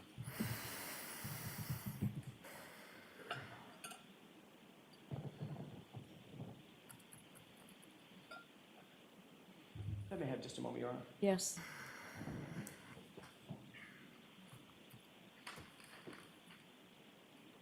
You indicated, still staying on at the crime scene on January 29th, you indicated on direct examination that the area adjacent to the blood stains that you saw and the drinking glass that you found, that area was somewhat trampled by, you presume, the first responders, the EMTs. That's correct. You also indicated that you didn't see any other signs of shoe prints going from the street to the house, correct? From the scene to the house, From the correct. scene to the house? Correct. Meaning, what do you mean when you say that, from the scene to the house? So the house, you have the house, and the scene was to the far left, actually on the property line with number 32. So I didn't see any footprints. The only other footprints I saw was where the officers walked around and put up the crime scene tape. Meaning walking through the yard Correct, and putting up crime scene tape? correct. All right, and if somebody had, how many of those sets of prints did you see? I don't recall. Did you photograph or seek to have anybody else photograph the area from the scene to the house? Just those long shots that you saw in the exhibits. Okay.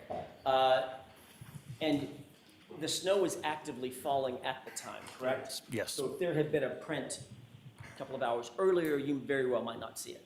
That is correct.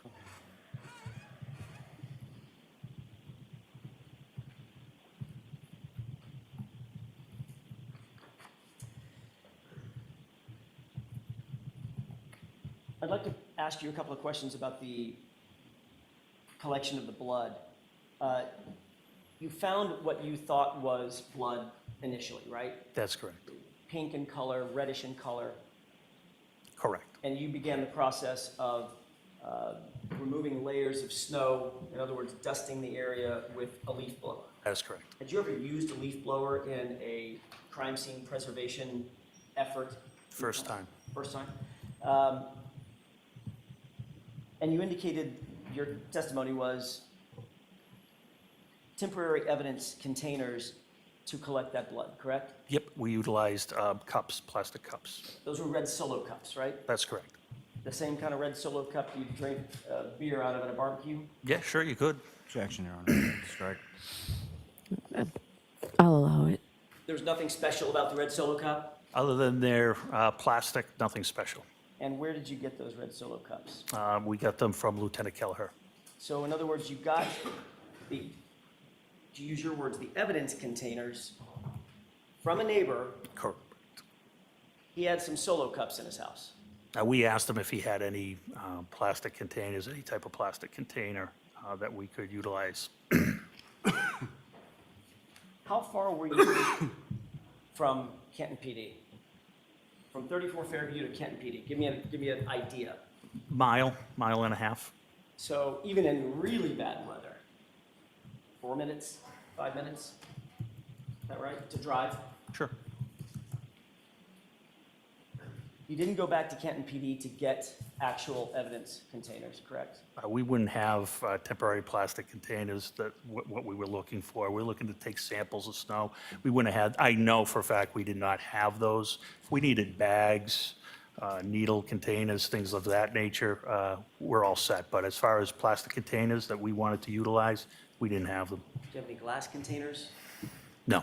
So Kenton PD does not have or utilize evidence collection containers that are plastic? We have needle containers that are plastic. We have blood swabs that are in plastic containers. But for what we wanted to take a sample, we did not have. So we improvised. My next question is, certainly Kenton PD employs and owns sterile swabs. Correct.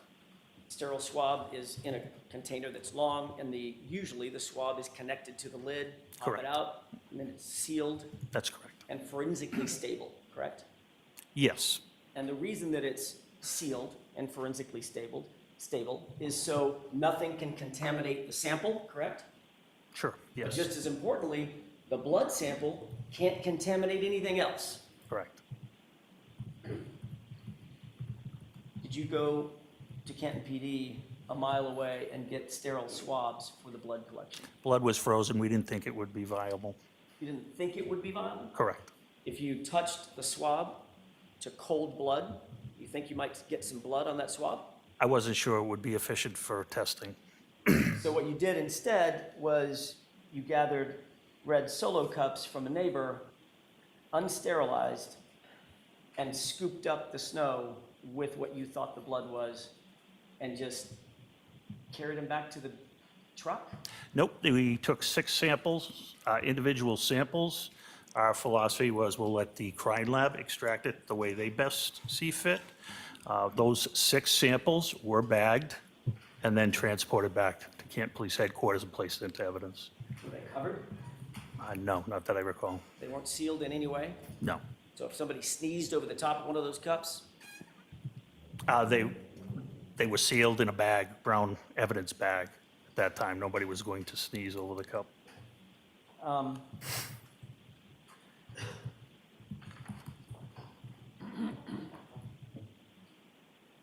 you have a rough estimate of how many people handled those red Solo cups before they were used to collect blood evidence in this homicide case? You want me to estimate? Give me an idea. Sure, Sergeant Lank, No, I'm sorry. My question was a bad one. Before you took possession of the red Solo cups, do you have any idea how many people before you had handled those Solo cups? I took them out of a package, so probably none. How about before they were packaged? I assume Solo doesn't sell contaminated cups, I would say none. So they're certainly not forensically stable. They're not sterile. By your, I don't know what definition you're looking for, but I would agree. Do you think it's standard practice for a police department to borrow red Solo cups from a neighbor to gather evidence? Objection. You can go ahead and answer that, Of Lieutenant. course not. Nothing about the scene was standard. Right. The glass shard. I'll touch on the Solo cups in just a second, but I want to talk about the glass shard of the drinking glass. Were you the one that found the drinking glass? I was operating the leaf blower and uncovered the glass, yes. So you were the first one, well, I guess you couldn't tell me if you're the first one, but you noticed it pretty quick. I wouldn't say it was quick, but we uncovered it. Okay. And then there is you mentioned a CARS report in your direct examination. There was a report done of where some of these items were found, correct? You'll have to clarify, I'm not sure Sure. what you mean. Did you mention a CARS report, which is a report of the crime scene, where things were located, mapping of those things? You objected, it was sustained, I never got to answer that question. Touche. Your Honor, may I approach? Yes. Thank you. Just have to show you a document and see if you recognize that.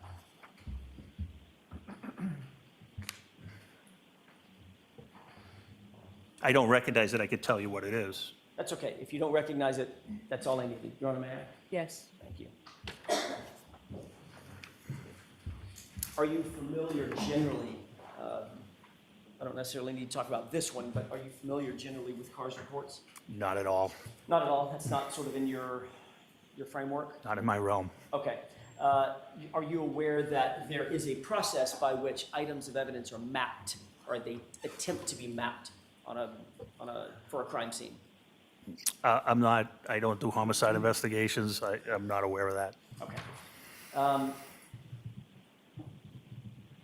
Again, with regard to where the blood drops were found, let me go back to one other question I had. You said you took 6 samples, correct? That's correct. Did you precisely indicate in any report or note or diagram exactly which blood drops were in which Solo cup? I did not. Okay.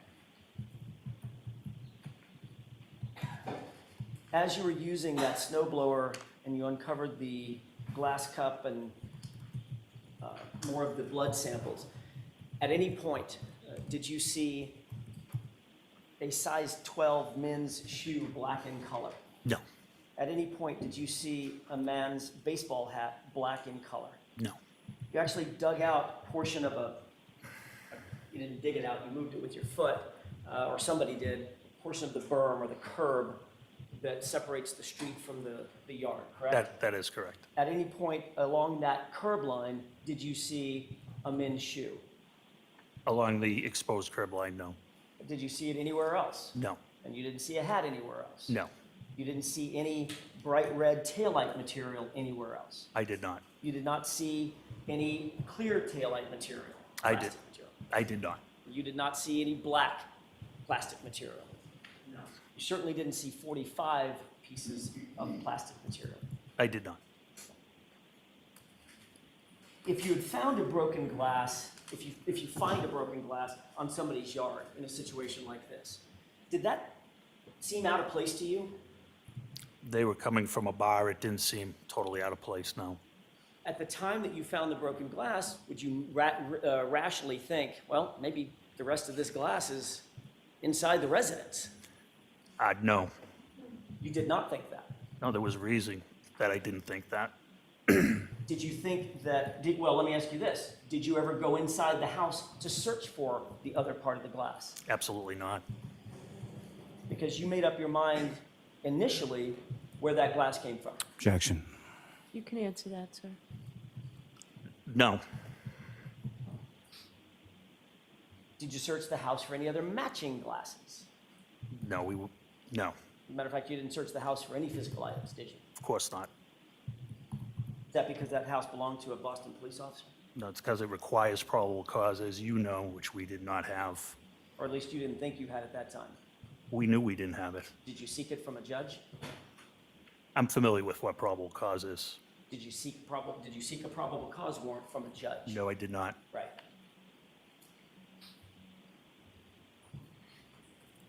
Did you ask for consent to search the house? We wouldn't do consent, and that's in a death investigation. Yeah, that wasn't my question. My question No, was. I did not. Okay. Is that because you were at the house of a Boston police officer?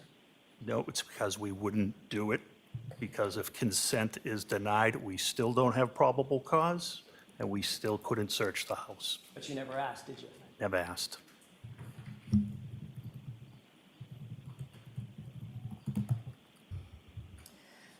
According to your interview with Lieutenant Tully,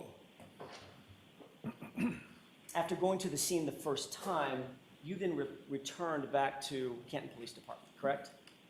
Yes, At that point, you remember having a conversation with Chief Berkowitz, correct? that is correct. And you indicated that having that conversation with Chief Berkowitz, that was about Canton Police Department recusing themselves.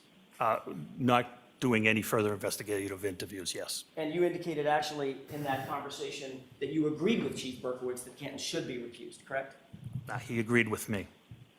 Your assessment that the recusal should take place, Yes, it was. and he agreed? That is correct. Okay. And the reason for that recusal was because of the relationship between the Albert family and the Canton Police Department? No.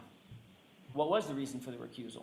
The reason was we had a Boston police officer on another Boston police officer's lawn or property, and that property owner was the brother of somebody in our investigative unit. Okay. That's one way to put it. Another way to put it would be because of the Albert family having a relationship with the Canton Police Department. It has to do with Detective Albert having a relationship with his family. Right. Or the other side of that is his family having a relationship with Canton Police Department. Objection, Your Honor. Sustained. Go ahead, move on, please. What time was that conversation with Chief Berkowitz? It was after 8 a.m. when we got back to the police department.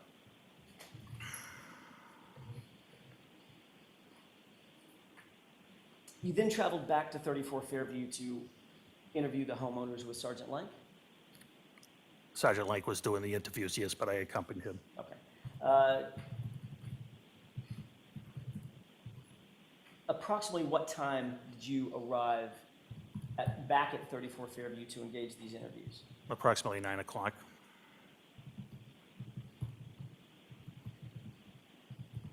Were you and Sergeant Lang well, let me ask this. At that time, did you know whether Sergeant Lang had already gone into the home? Yes, I did. Okay, so you knew that you were not the first person to go in and make contact with the individuals inside the home. That was Sergeant Lang, Sergeant Lake and Sergeant Good, correct. before you ever got there? Correct. Okay. Did they show you any documentation, notes, or anything of that initial interview? No. Do you know whether or not they took notes of that initial interview? I don't. Do you know whether they recorded that initial interview? I know they did not. You indicated that you personally knew Brian Albert, is that right?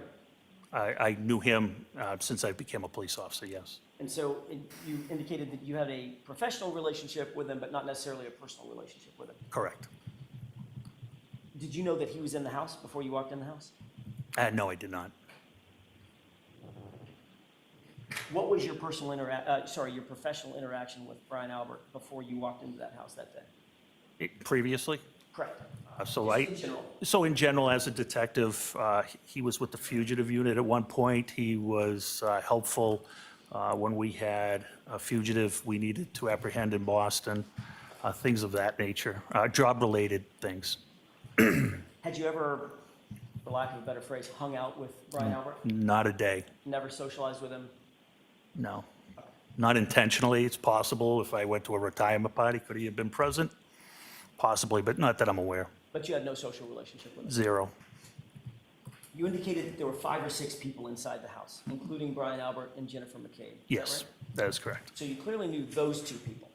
I didn't know Jen McCabe. I know that Sergeant Lake was going to speak with her, but I didn't know her personally. I never had a conversation with her. What was it about Jen McCabe that you recall as opposed to the other 4 or 5 people that were in the house? Sergeant Lake was talking to her. You just remember that name? That's who he went to talk to. Got it. So he went back specifically with the intent of talking to Jennifer McCabe. That's correct. That's when you accompanied him. That is correct. Was that interview recorded? No, Did you take any notes about that interview? I did not. Did you write a report about that interview? I did not.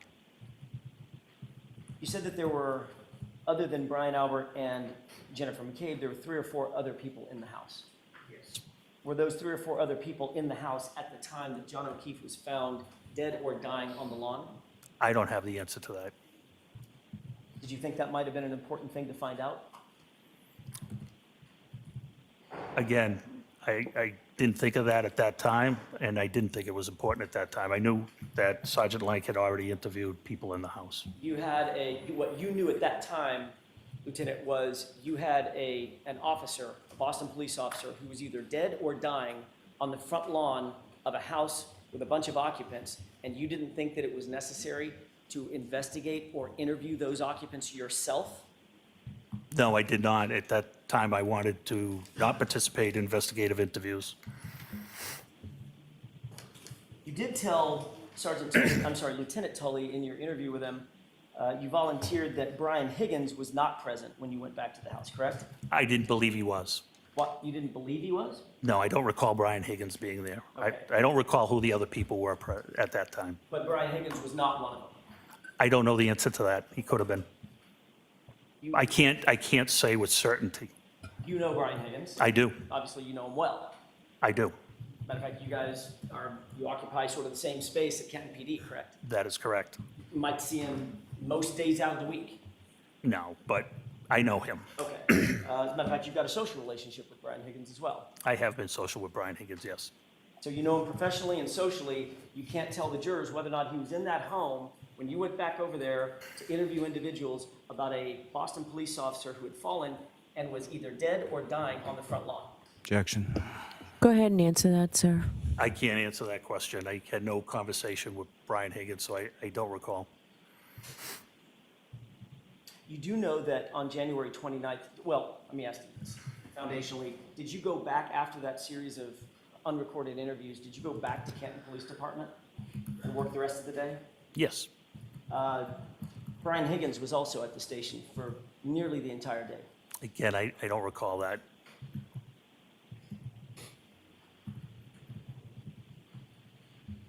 You aware that Brian Higgins had been granted a key card for the station? Yes, And I'm guessing that is a relatively rare thing, if you're not a Canton police officer, to have a key card and full access to the station. there were a couple of ATF agents that had that access, yes. Okay, but he was one of them. Was one of them, yes. Is that access restricted, Lieutenant? In other words, does his key card work the same as your key card? I don't know the answer to that. He would have, to your knowledge, he roamed throughout the station at will, correct? I don't know how he roamed. He's a very private person. You very rarely see him. Usually his habits were he'd go up a front stairwell right to his office. But his access, I guess I'm struggling with the question, his access was not limited to your knowledge. I don't know the answer to that. I can't answer that to my knowledge. He could go in any door he wanted to. I would doubt it. You would doubt that it would be limited. I would doubt he'd have unlimited access. The patrolmen don't have full access. It all depends by your grade. Where he's an outside agency, I'm sure he had limited access. Who has access to the Sally Port? The doors, only whoever's in the dispatch area, the overhead doors. There is one pedestrian door that everybody would have access to. So he would have access to that as well. Yes. Where is Chief Berkowitz's office in relation to the rest of Canton PD, the physical building? The best way to describe it, I don't know if the jury is familiar with the building, but if you were looking from Washington Street dead on, it's the top floor, far left office. And is that, I don't know this, I'm not being, this is not rhetorical. Is it 3 floors or 2 floors? So it's really 3 floors, but it's numbered 1, 1A, and 2. So he would be on 2, 3 physical floors up. Correct. Okay, got it, thank you.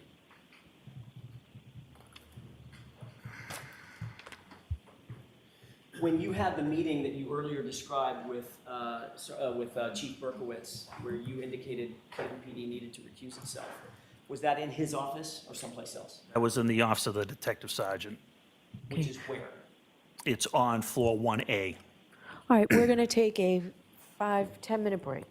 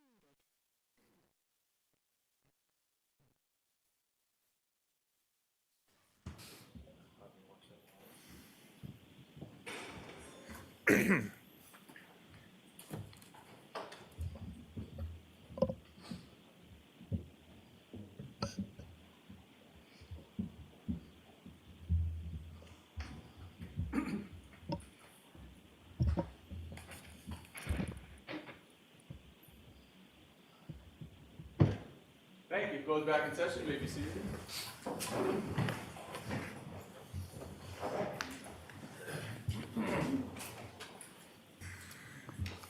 Okay, whenever you're ready, Mr. Jackson. Thank you, Your Honor.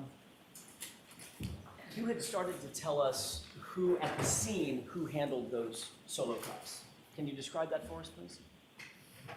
I handled them to the scene. Sergeant Lang collected the samples.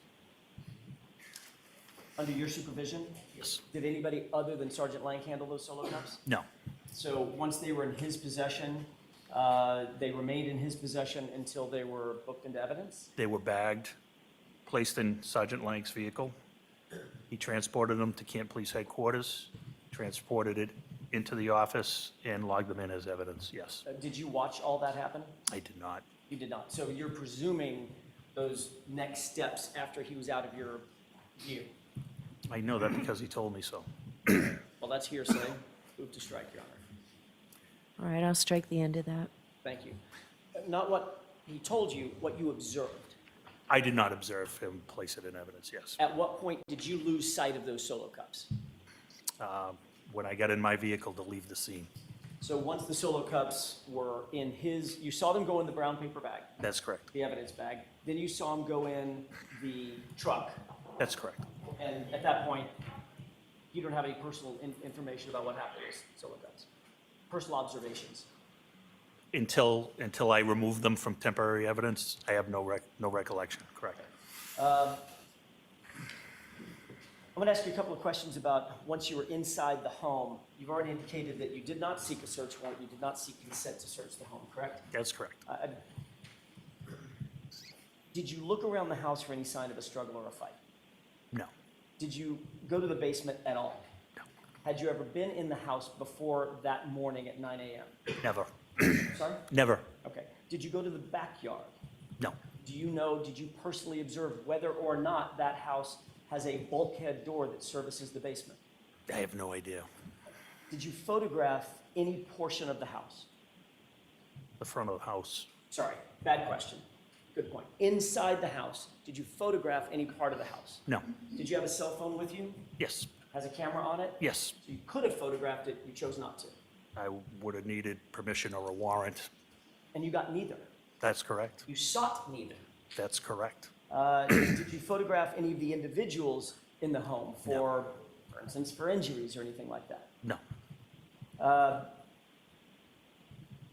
Did you or Sergeant Lank separate the witnesses before they were interviewed? there was only one witness he was interviewing, Who was that? Jen McCabe. Okay. Where was everybody else in the house?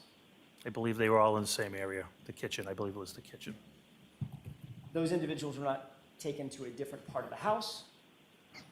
Not that I'm aware, no. They were allowed to communicate with and among one another. Sure, yes. And I think you already answered this, but I'm going to ask it just to make sure I'm clear. None of that interview of Jen McCabe was not recorded in any way. Audio or video recorded. Correct. How long were you inside the house for that interview? 10 minutes, maybe? Other than Jim McCabe being interviewed, were any of the other witnesses inside that house asked any questions by Sergeant Lank or by you? No, not that I believe so, not that I recall. Were you the person on February 1st who gave access to the Massachusetts State Police to the Sally Port? I was probably one of them. The Sally Port doors can only be opened by dispatch. Did you approve or authorize those doors to be opened for purposes of MSP coming in, Massachusetts State Police coming in and processing that vehicle? I don't know if I specifically did it at that point, but I certainly would, yes. You knew that the vehicle had been in that Sally Port since January 29th in the afternoon, correct? I don't believe what point I knew it was in the Sally Port, but I did know it was there for days before, yes. Okay. And if it had been there from January 29th to February 1st, that's 3 full days. That's correct. From the time that that SUV arrived and was situated in the Sally Port, how many people had access to that truck, that SUV? How many people had access to the Sally Porter? Is that one, are you asking one of One and the this? same, I would say the entire department. dozens, Yes, correct. hundreds? No, we're very small. I don't know that, so We're probably 45. 45. And just about every one of those 45 people would have access to that Sally Port and that SUV had they wanted to. Had they wanted to, yes. And that 45 doesn't include Brian Higgins. It probably does, but he would have access as well. Thank you.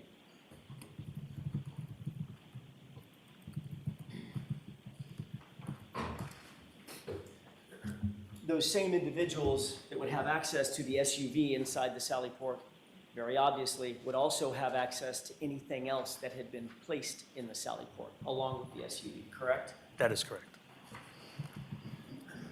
Did you photograph or cause to be photographed that SUV immediately upon its arrival into the Sally Port on January 29th? I wasn't working, no. Did anybody, to your knowledge, seek to photograph the condition of that vehicle immediately when it arrived at the Sally Port? I wasn't there, I can't say. You've certainly never seen any photographs from January 29th immediately when that SUV was brought into the Sally Port, right? Other than our evidence, I haven't seen any evidence in this case. You indicated that Massachusetts State Police was having some difficulty removing the light. We saw a short snippet of the video, correct? Yes, that is correct. Who made the decision to even remove the taillight? Was that Canton PD or was it Massachusetts State Police? That would have been somebody within the state police. Okay. And then you contacted Officer Wanless to actually facilitate the removal of that light, right? I contacted dispatch to ask Officer Wanless to return. And you knew at the time that Officer Wanless was a sworn Canton police officer. That's correct. But Lieutenant Gallagher, you told us just a few minutes ago that you and the chief, actually you and the chief agreed that the Canton Police Department was completely recused from this case and the investigation based on a conflict of interest, correct? No, you're spinning it. What I said was from participating in investigative interviews.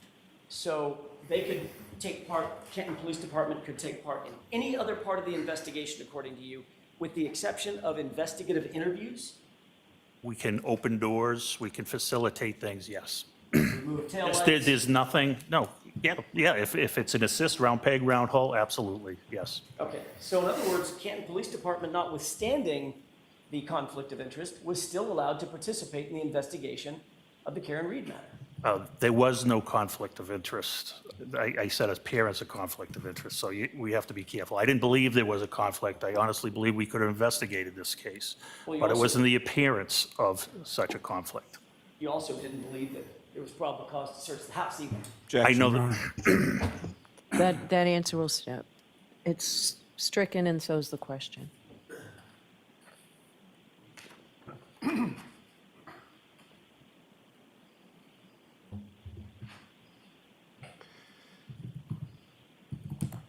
So Canton Police Department was in fact, at your authority, given permission to manipulate that light in terms of pulling it out of the SUV, correct? Objection. Sustained. Canton Police Department was allowed to facilitate the removal of that light. yes, And during the course of the removal of that light, that taillight was broken, correct? that's correct, And shattered. yes. Parts of it that were falling onto the ground. I don't think there was anything falling on the ground at that point.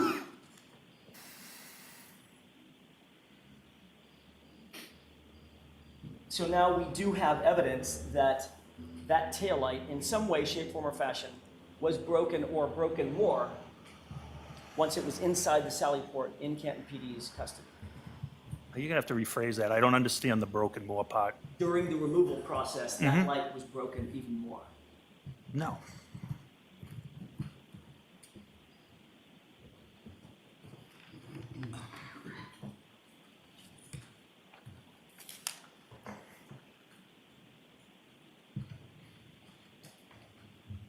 May I approach you? Your Honor? Yes.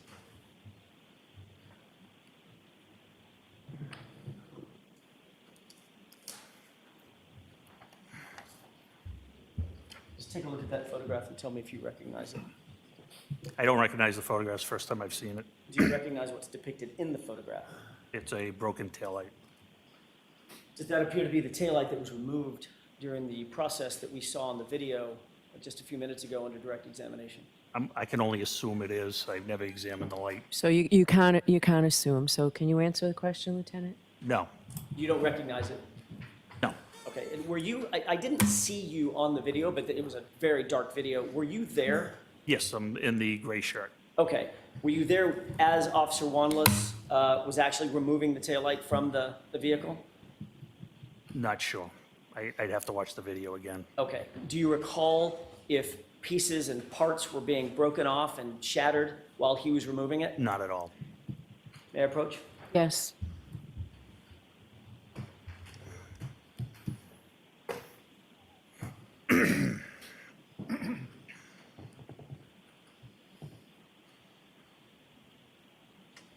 Were you the person who actually recovered, I think you did answer this, you were not the person who knelt down and actually recovered the blood droplets? Correct. That was Sergeant Lang. That's correct.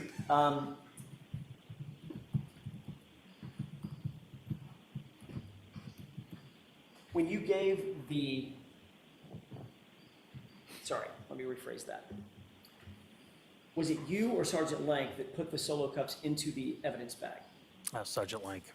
Was that in your presence? Yes. Okay. How long before, after he put the solo cups in the evidence bag, did he put the evidence bag in his truck? Seconds, less than a minute. And then how long did the truck sit there until he left or you left and you were no longer able to observe it? He left immediately.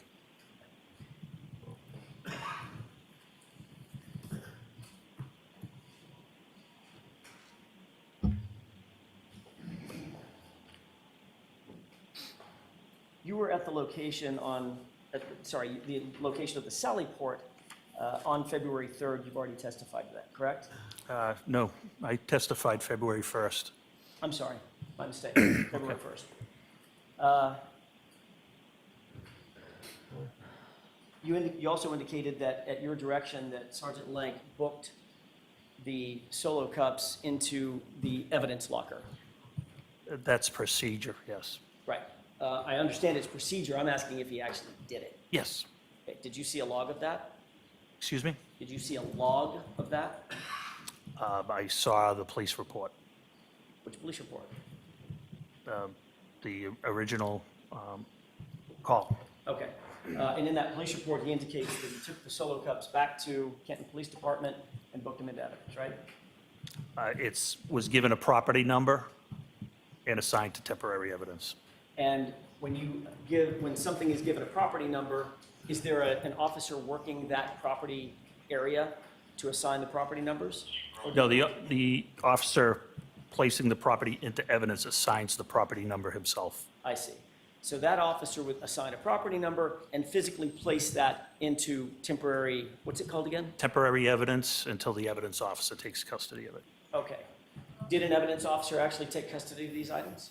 No, because it was being transferred to the state police, so it wasn't going into our permanent evidence locker. So where did those cups sit for the 3 days between January 29th and February 1st? In a refrigeration unit in temporary evidence. And is there a log to sign in and sign out to make sure that the chain of custody of items like this are maintained? The evidence officer keeps that log, yes. Okay. Is there any log, Lieutenant Gallagher, of these items being booked into the temporary evidence locker? There should be, but I don't know for a fact, but there should be, yes. I agree there should be. I'm asking you if there is. I don't know the answer to that. The fact of the matter is, there is no log or document or report ever showing that these items were ever booked into the temporary evidence locker at Canton PD. Isn't that right? I don't believe that's accurate. Do you have that evidence log? I don't. I don't have access to the evidence log. Could you get access to the evidence log? No, You're a supervisor at Canton PD. That's Why would correct. you not have access to the evidence log? I think only 2 or 3 people have access to evidence. Who would they be? The evidence officer, Which is who? Paul DiGiapietro, Sergeant, Can you spell that for us, please? Digiampietro.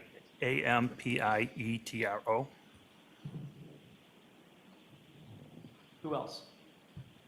I'm not sure, to be honest. I'm assuming the chief of police, Chief Berkowitz, I would assume? most likely. Deputy Chief? But I don't know. Possibly, yes. Head of detectives? No, Any other lieutenants or supervisors? I don't believe so. I know I don't have access as a lieutenant. If there's no evidence log of an item being booked into evidence, that's a pretty good indicator that it actually never made it into the evidence log, evidence locker, correct? Objection. Sustained.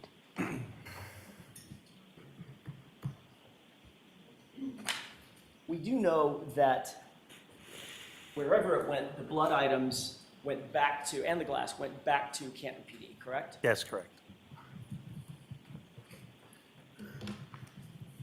May I have just a moment, Your Honor? Yes.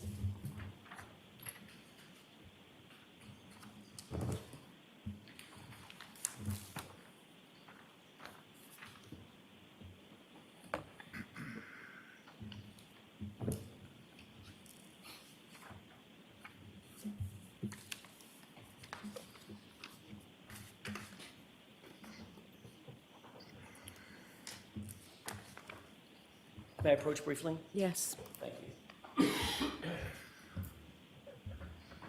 Lieutenant, I'm going to ask you kindly to take a look at those 4 photographs, and then once you've had a chance to review them, just look up at me, and I'll ask you a couple. Did you see them?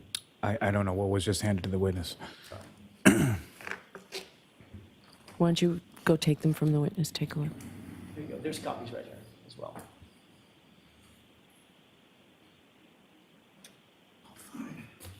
Thank you. That's fine. Which is 4, not 5.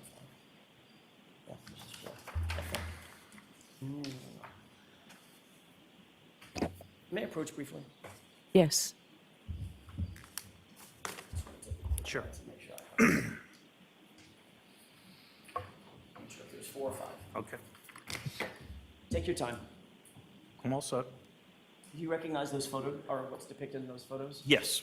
Do you recognize the time frame that those photos would have been taken Yes. based on context? Yes. February 1st, correct? I have no idea if it was February 1st, but it would be between the 29th of January and February 1st. Fair enough. Your Honor, may I publish? Okay. Do they have they been introduced? They have not yet been introduced, Your Honor. I'm sorry, protocol-wise, I missed that step. I need to ask that these be marked as next in order. Okay. 4 Is there photographs. any objection? No, Your Honor.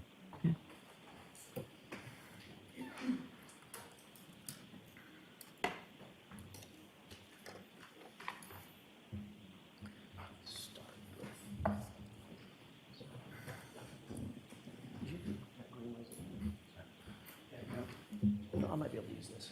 Ready? Yes. Take it. Thank you. Taking a look at what's been marked. Hold on. They're still being marked, and the court reporter has to record everything you say.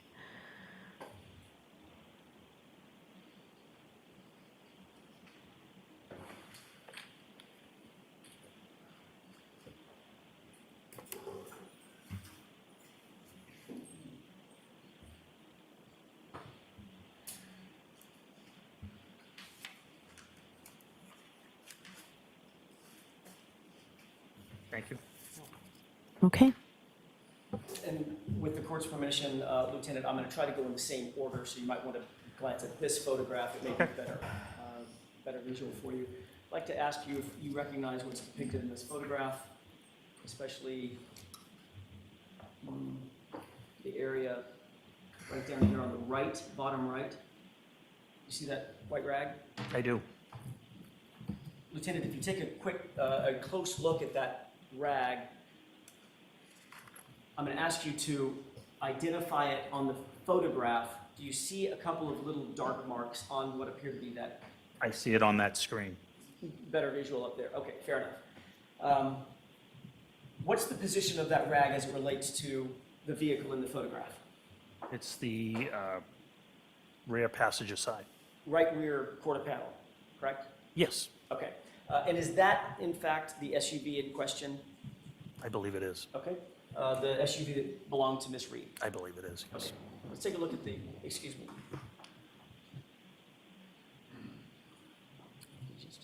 It's 37. 37, okay. Is this 37? Thanks. Your Honor, for the record, we were just speaking about item 37. Okay. Let's move to that. Yes. Looking at 38, does that appear to be the same rag in the photograph? It does, yes. Okay. You see a shadow sort of looming over the top of the photograph? I do. Given what you just said about evidence item 37, does that appear to be the shadow of the right rear quarter panel of the truck? I would guess it's the tailgate. So you can't guess. I would say it was the tailgate. The tailgate's up, maybe the tailgate's up at this point. You see a bag in the middle of the photograph. Yes, Can you read what's on that bag? Stop and Shop. Okay, that does not look like an evidence bag, does it, sir? No, Matter of fact, it looks like a grocery bag. correct. Is that right? Yes, So, not a forensically stable item, correct? correct, Certainly not sterile. correct, Right. correct. You know where that bag came from? I do not. Was that a bag that you supplied to Sergeant Lang? I do not know. Do not recall. Lang got the Stop and Shop bag. I do not know. Next photograph, please. 39. Taking a look at what's been marked as evidence item 39, you recognize what's in the middle of the photograph. Yes, What is that? those are the plastic cups with the coagulated blood. Do you see on the top of the photograph the same rag I do. with the same markings? Yes, That appear that those unsealed cups with liquid blood in them are situated right near the right rear quarter panel of the SUV in this photograph? they are to the rear of the vehicle. Yes, And next item, please.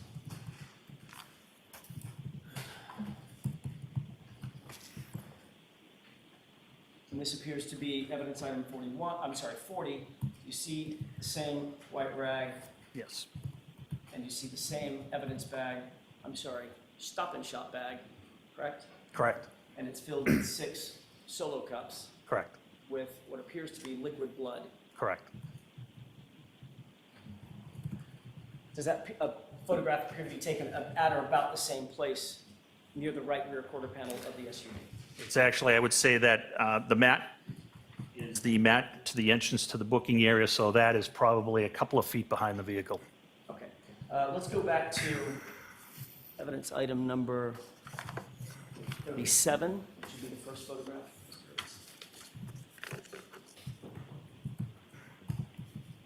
You see the rag in that photograph? Yes, I do. Okay, let's go to the next item.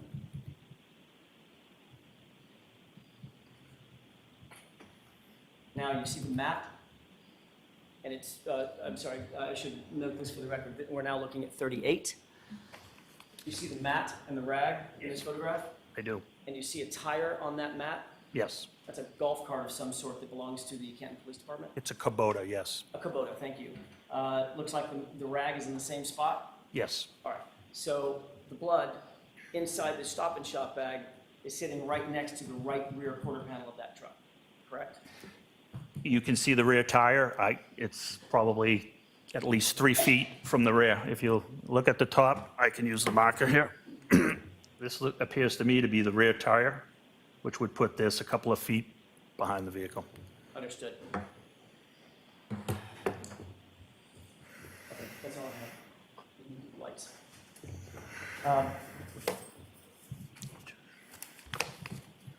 Would you agree that having unsealed and unsecured blood next to the right rear portion of the SUV is a recipe for cross-contamination?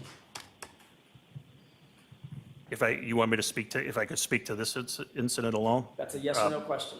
Do you think Okay, that's a... it's not yes or no, but for your purposes, I would say yes. And in fact,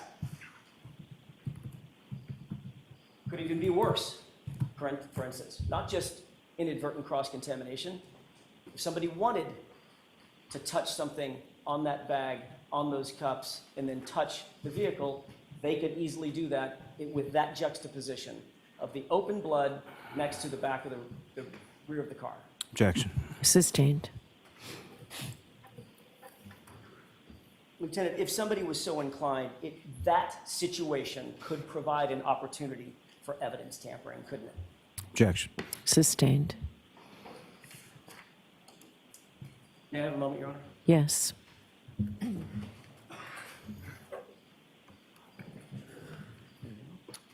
I have nothing further at this time, Your Honor. Mr. Lally? Just briefly, Your Honor.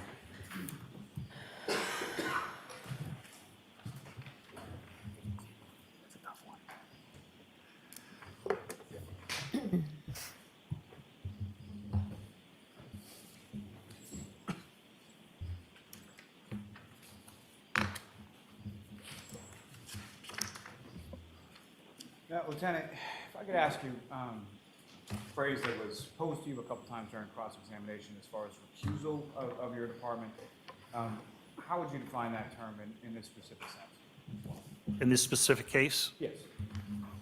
we did not want to go on any investigative interviews because one of our best investigators, name is Kevin Albert. He's the property owner's brother, and we didn't think it would be appropriate if we were on those interviews questioning his family members. Now, with regard to death investigations, specifically unattended death investigations, what, if any, role does your department typically have when it comes to those? What, if any, jurisdiction does your department have versus the state police? The state police takes jurisdiction. They run the investigation. We assist them in any way we can. We try to help out. Now, sir, you were asked some questions in regard to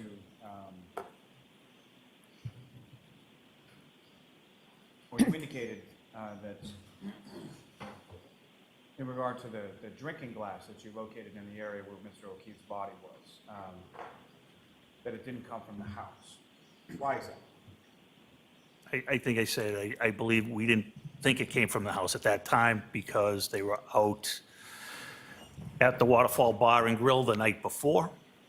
And the initial statements from Detectives Sergeant Lank and Sergeant Good obtained, nobody put John O'Keefe anywhere but where he was found, and that included his girlfriend. Now, if I could take a step back just to the state police jurisdiction over unattended deaths, what, if any, assets do the state police have as far as investigative assets that your department doesn't? They have far superior tools to investigate. They have direct access to the crime lab. They have a CARS team that can do accident reconstruction. Now, with regard to the criminal list and turning your attention to February 1st of 2022, when you're in the Sally Port, you mentioned that Officer Wanless came in with a toolkit to assist in removing a taillight, correct? That's correct. And is it your understanding, essentially, he just removed a clip from the back of the taillight in order to take it out of the vehicle? I believe you can see our video, it just pops into the criminalist's hands. And as far as your review of that video, your observations that day, there was nothing about the taillight that was broken during that removal process, correct? Correct. Now, as far as cross-contamination, you were asked about, you indicated it was not a yes or no answer. What if anything else, would you have to add? What counsel was depicting was the transfer of custody over to the state police. So the criminologist was handling it at that time. The photographer was photoing it. The criminologist was transferring the blood into their plastic containers. And that's why I'm sure it was being handled by a criminologist. There wasn't going to be any cross-contamination. I wasn't concerned about cross-contamination. So that was a scenario that you were describing earlier in your direct examination, as far as you're turning those items physically over to the criminalist on February 1st in the Sally Port area. And they are converting them to their plastic containers, yes. Thank you, sir. Nothing further. Okay, Very briefly, you said that no one put John O'Keefe, none of the witnesses put John O'Keefe anywhere but where he was found. That's what you just said, correct? That's correct. So your investigative technique is just to ask a witness, how'd that dead body get there? And if they say, I have no idea, your job's just done, right? Objection. sustained. If a witness says, we found him here, you just take the witness at their word? Objection. You can go ahead and answer that, sir. No, of course not. You might want to investigate a little further, right? Absolutely. And Correct. ask him questions. That is correct. Get search warrants. That's, Look when in the there's probable house. cause, we do, absolutely. None of that was done here, though. No probable cause. Thanks, that's all I have. You are all set, Lieutenant. Thank you. Okay. Who is your next witness, Mr. Lally? Your Honor, the Commonwealth will call Sergeant Sean Good to the stand. Okay, and while the sergeant's coming in, I'll see counsel about scheduling.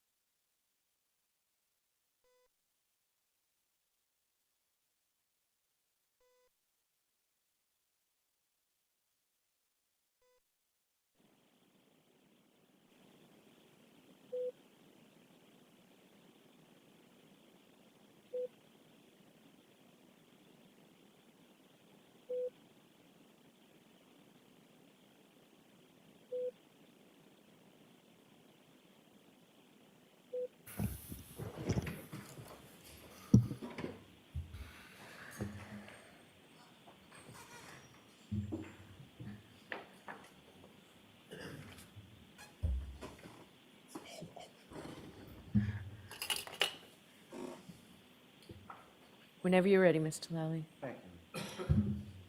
Good afternoon, sir. Good afternoon. Could you please state your name and spell your last name? It's Sean Good, Goode, And how are you employed, sir? at the Canton Police Department. And how long have you been a member of the Canton Police? 17 years. And what rank or assignment do you currently have with the Canton Police? Midnight sergeant and 2 days patrol traffic. Now, how long have you held the rank of sergeant with the Canton Police? Coming up on 3 years. Now, with reference to your rank and assignment as a sergeant with sort of the overnight shift, and when does that shift run from? So it's midnight to 8. The sergeants, the oncoming sergeant usually comes in around 11 o'clock at night. And in general terms, if you could describe to the jury what sort of are your duties and responsibilities as a sergeant on the overnight shift? So I'm in charge of the patrolmen that are on, that work under me. There's 4 of us on the midnight, plus myself, so 5 total. 4 on the road, 1 inside. So Turning your attention to the evening of January 28th, 2022 into the morning of January 29th, 2022. Were you working on that occasion? yes, it was. similar capacity as you just described? Yes. And so the time as far as when you arrived at the Canton Police Station would be similar to what you just described as well? Yes. Now, when you arrived, if you recall, who was sort of working with you or under you on that particular shift? So that evening's midnight shift, it was myself, Officer Pasquarelli, Officer Mullaney, Officer Saraf, and Officer Dever. And as far, in addition to, let me ask it this way. So when you're performing those duties in the Canton Police Station, where are you sort of physically situated within the Canton Police Department? We're inside the dispatch room. That's where you handle all the calls, 911 calls, business lines, stuff like that. So anybody walks in the lobby, you're right there. And so would that also be sort of part of your duties and responsibilities in regard to being the supervising sergeant for the shift? That evening, yes, I was inside. Now, with reference to 911 calls and dispatch, what, if any, training have you received in regard to those areas? Everybody in the Canton Police Department, we do not have civilian dispatchers like other larger departments. So every officer that works patrol has to be certified on the PSAP station, which is the 911 dispatch console. And then once you're certified, you're able to answer all 911 calls. And what, generally speaking, does that certification process entail? It's learning the software, learning how to know the difference between a cell phone and a landline, being able to look up if a 911 call comes in on a cell phone. We have 3 different monitors, and you'll see that one of the monitors will be a map, and all of a sudden it'll just ping, and you'll see that cell phone. And a lot of the time, because of the location of the town of Canton, we do get state police 911 calls that are on the highway. So you have to be able to differentiate which call it is. It is actually us, or is it state police? Is it Randolph? Stuff like that. So you have to be able to read a map. It's not very hard, but it's that. Now, beyond that, now, when people are calling into 911, they're typically calling in regard to an emergency, correct? Yes. What, if any, training do you receive in that certification process in regard to sort of demeanor or how to handle people on a call? Obviously, if someone's calling in an emergency, they're probably going to be nervous. You want to just try to stay calm as possible, try to relate to them, not make them any more upset than they already are, and try to get the first thing out of is location. Where are they? Now, with respect to calls that come into 911, what, if any, difference as far as directing a call is there between something that's sort of a medical call versus a law enforcement police type call? So any call that comes in through 911, we determine if it's police, fire, medical. If it's police, obviously, we would handle it. But if it's fire medical, we send it to Holbrook, which is the regional dispatch for Canton Fire. So it's literally just click the button, it says fire right on the screen. That call automatically gets connected to a regional dispatcher in Holbrook, who then determines what they need, whether it be ambulance, fire, stuff like that. Now, reference to this particular shift on this particular date, January 28th and the 29th, at some point during your shift, what, if anything, did you observe about sort of the weather outside? When we came in, it was just very light flurries. There was nothing sticking to the ground, anything like that. We were all pretty prepared that we knew that there was a storm coming at some point during the night. And through your work with the Canton Police Department, you familiar with an individual by the name of Brian Higgins? Yes. And what, if any, relationship does he have what, if anything, does he do for work, if you know? He works for the Alcohol, Tobacco, and Firearms. It's a federal agency. And what, if any, relationship does he have with your department at the Canton Police Station? He has a satellite office in our department. He has his own scan card. You know, he doesn't have to check in with myself or anybody. But he works out of our station. And is he the only agent, federal agent with the ATF that has space or anything at your police station? No, I believe there's actually, could be U.S. Customs, 2 of them, other agents that are at work at the station as well.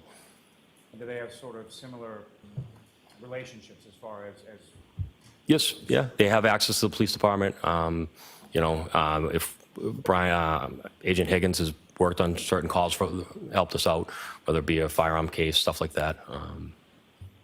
Now, on that evening of the 28th, and specifically the early morning of January 29th, what, if anything, do you recall as far as seeing Brian Higgins around the Canton Police Station? I remember at one point during the evening, he came in. I don't remember if he came into the dispatch or if I just saw him on one of the numerous monitors we have in dispatch.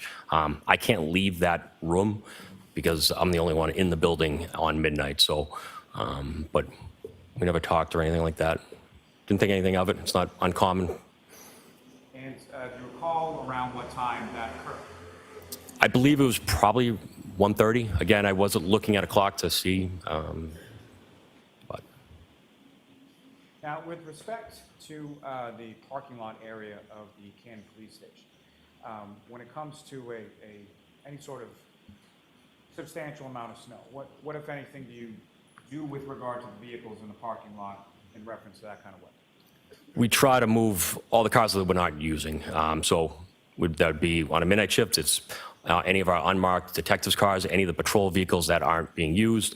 We try to help out the DPW, which is the Department of Public Works, as best as possible when they try to plow our station.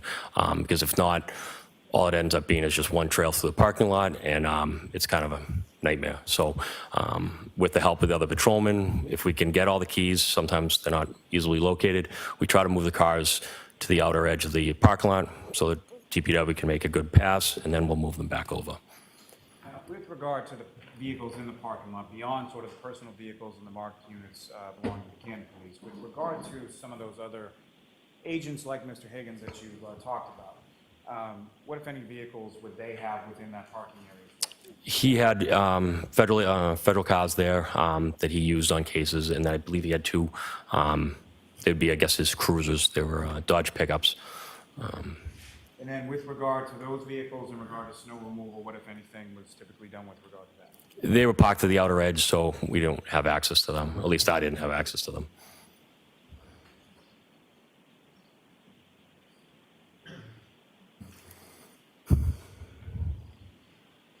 Now, working that sort of 911 dispatch area desk, at some point, just before 5 a.m., what, if any, calls did you receive around that time? I received a phone call from a woman generally asking if we had locked up or transported a male potty that evening. It's not uncommon that people call and say, hey, did you lock up so-and-so, or did you stop anybody? She said some version of he was out with friends, he didn't come home tonight, and his girlfriend's worried about him. At the time that you received that call, did you know who that person was on the other end? No. And fair to say at some point later you had responded to Fairview Road, is that correct? Yes. And the person who had called just before 5 a.m., did you have occasion to speak with them when you were on scene on Fairview? I did. Who did you identify that first call to come in from? First call was Miss Roberts. That would be Carrie Roberts, is that Yes. correct? May I approach? Yes. So I'm showing you this. Do you recognize that? Yes. What do you recognize that to be? That would be the 911 call from our station. And that would be specifically from Ms. Roberts, is that correct? Yes. I'm calling also to introduce in the minutes of next exhibit. No objection. This would be exhibit 35.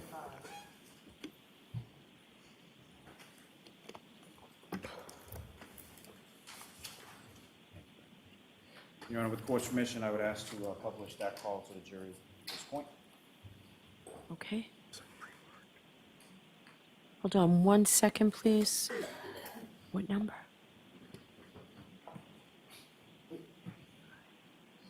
Okay. Okay. All right, thank you. I thought that's what you said.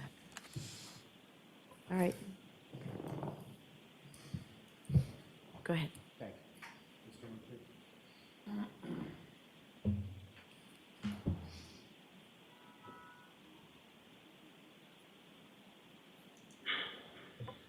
Mr. Chairman, please.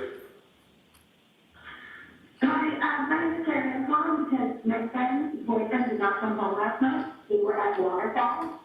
And now she is calling me hysterical because she doesn't know where he is. You didn't push anybody up by the name of John O'Keefe, did you? John O'Keefe? Yeah, he's a Boston cop and will be on public stuff. No. I think he probably snuck around and tapped out at someone's house. I don't know, but. Yeah, no, we didn't lock anybody up or anything like that. And where does he live? He lives on Meadow. Very seven. You live on Meadow, off Pleasant? Okay, and you where, so back home, you said you grew up? The two girls, like, yeah, they were out having drinks, and then she left, and expected him to come home at some point, and he never did. Yeah.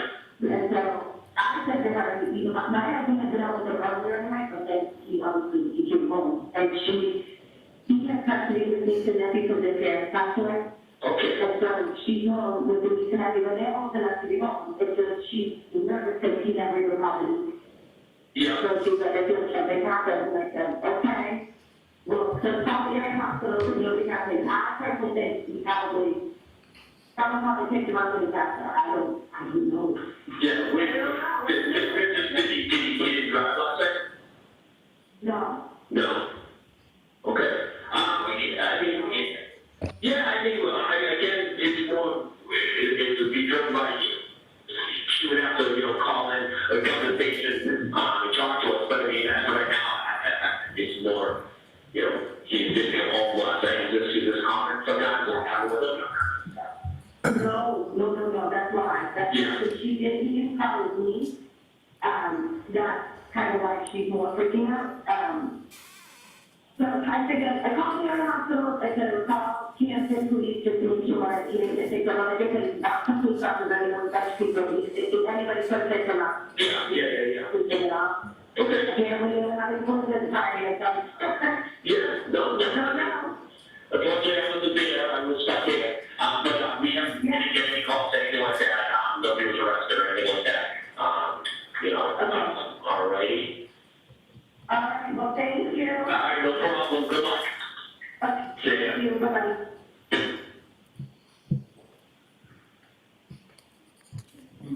Now, Sergeant Good, what was played in there, is that a fair and accurate portrayal of the 911 call that you had with Kelly Roberts around Yes. 5 a.m.?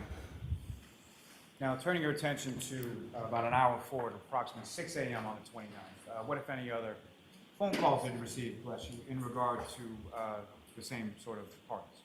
At 6:04 a.m. on the 911 dispatch console, I received a call from a woman at 34 Fairview. Now, in those intervening sort of hours or so, as you were stating on the 911 call, no one sort of physically came into the Canton Police Station and reported anything in regard to this, correct? No. And again, the party that you spoke to on the phone at approximately 6:04 a.m., did you know that person at that time? No. And again, you responded later on or shortly thereafter to Fairview and spoke with a number of different people, correct? Correct. From those conversations on scene, do you now know who placed that 911 call at approximately 6:04 a.m.? Yes.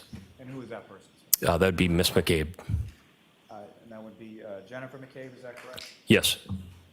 Now, with regard to, you talked about the weather when you first arrived to your shift. Around 6 a.m., what, if anything, had changed between the weather when you arrived and around 6 a.m.? It was snowing heavily. Now,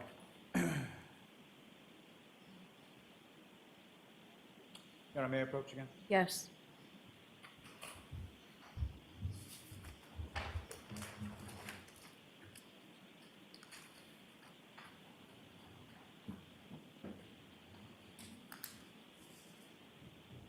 So, John, you would know this. Do you recognize that? Yes. And what do you recognize that to be? That'd be the 911 call from Mrs. McCabe. I'll seek to introduce and admit as the next exhibit. No objection. Okay.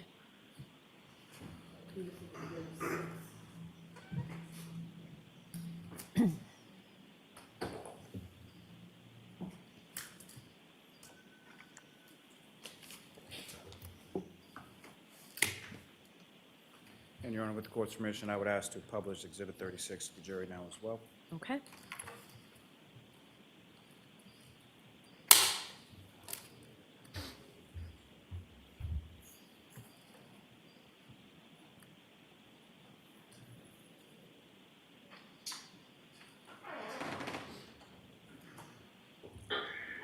No, please, score line, whatever it's in. Yes, I need to return to 34 years ago in Vietnam, that the man passed out in the snow. You're in Kansas, hold on, please, go. You connected to know, okay? Yeah, no, I did that. Yes, the house, okay, stay on. I think he's like 15 or 7 or 6 feet. Okay. I'm going. Where's the market? I don't see blanket Harry. 911, what's your emergency? Someone to come immediately and start the Andy Road, can't get that. What's going on? There's a guy on the shotgun in the snow. In the snow, 34? Yeah, no, yes, 34, the Albert resident, yes, I just pulled up behind him. Okay, 34 34 feet, you can't have it, yes. 911, that's not your bullet, where's your emergency? Hello? Yes, I'm sorry, can you come to 34, Andy Road in Easton? 34 Fairview? Yes, there's a man unresponsive in the snow. Okay, did they, He's gonna get here, okay? okay, what's going on? Is he break down? We just stepped him over. Okay. And who's that in the background? Is that someone really? That's his girlfriend, he has children. Okay, how old is he? John is 46 years old. 46, how long has he been outside? I don't know, I don't know, he got out of the car and it could have been a couple of hours. Is he, Carrie, is he? I don't know if he's breathing. There are 2 women trying to, it could be heat and it's Okay, can you just try asking? I know it's tough, but we have the fire department going, they're just gonna. Is he breathing, you guys? It doesn't seem to be breathing. Okay, do they know how to do CPR? Do they want to test it? Yes, he's got CPR. No, I guess he's gone. Oh, okay. They don't feel comfortable doing so? No, I think he's passed away. Okay.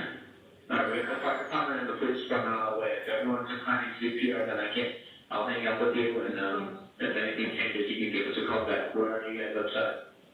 I'm there, I know, I'm on the phone with the ambulance. I know. So, Carrie, you gotta get off somebody. Carrie, you gotta get off the hill.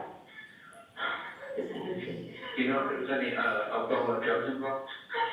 He yes,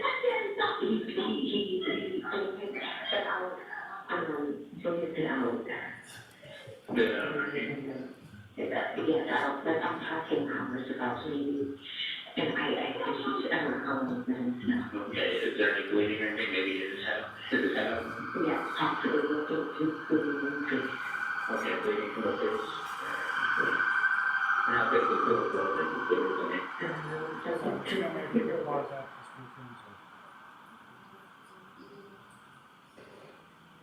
If I could ask you just to back that up about Okay. 10 or 15 seconds or so, once the siren outside calms down. More pine. Okay, bleeding from the face. All right. And how big the bullet was, if there is any? Something coming out of the building, one of the women is doing CPR. Okay, one on the is doing CPR? Yes, that's working on her. All right, if you want the CPR, and just let me, just give us a call back if he becomes responsive, all right, but we're on the way. Okay, thank you. One second.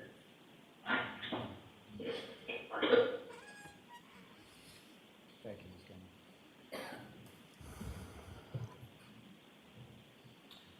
And so, upon receiving that 911 call just after approximately 6:04 a.m., what, if anything, did you do with regard to dispatching? So once it was connected to Holbrook, you could hear me. I ended up dispatching my own officers, my downtown cruisers to 34 Fairview, and then I had one other cruiser come back to the station so I could get down there. So you yourself respond down there, is that correct? Yes. And about how much time elapsed from the time that you sort of transferred to Holbrook from the medical situation to the time that you traveled down to Fairview Road? I would guess it had to be less than 5 minutes.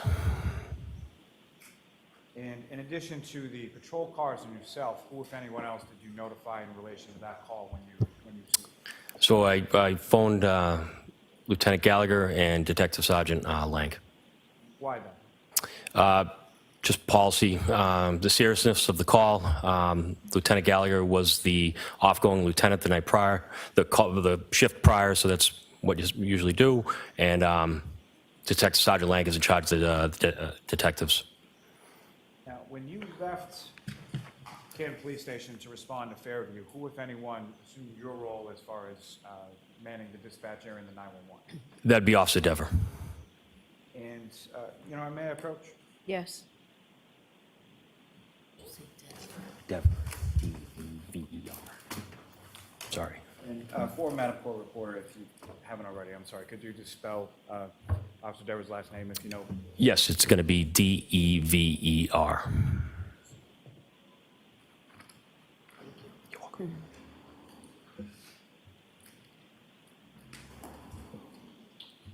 I'll show you what's been previously marked as Exhibit 14.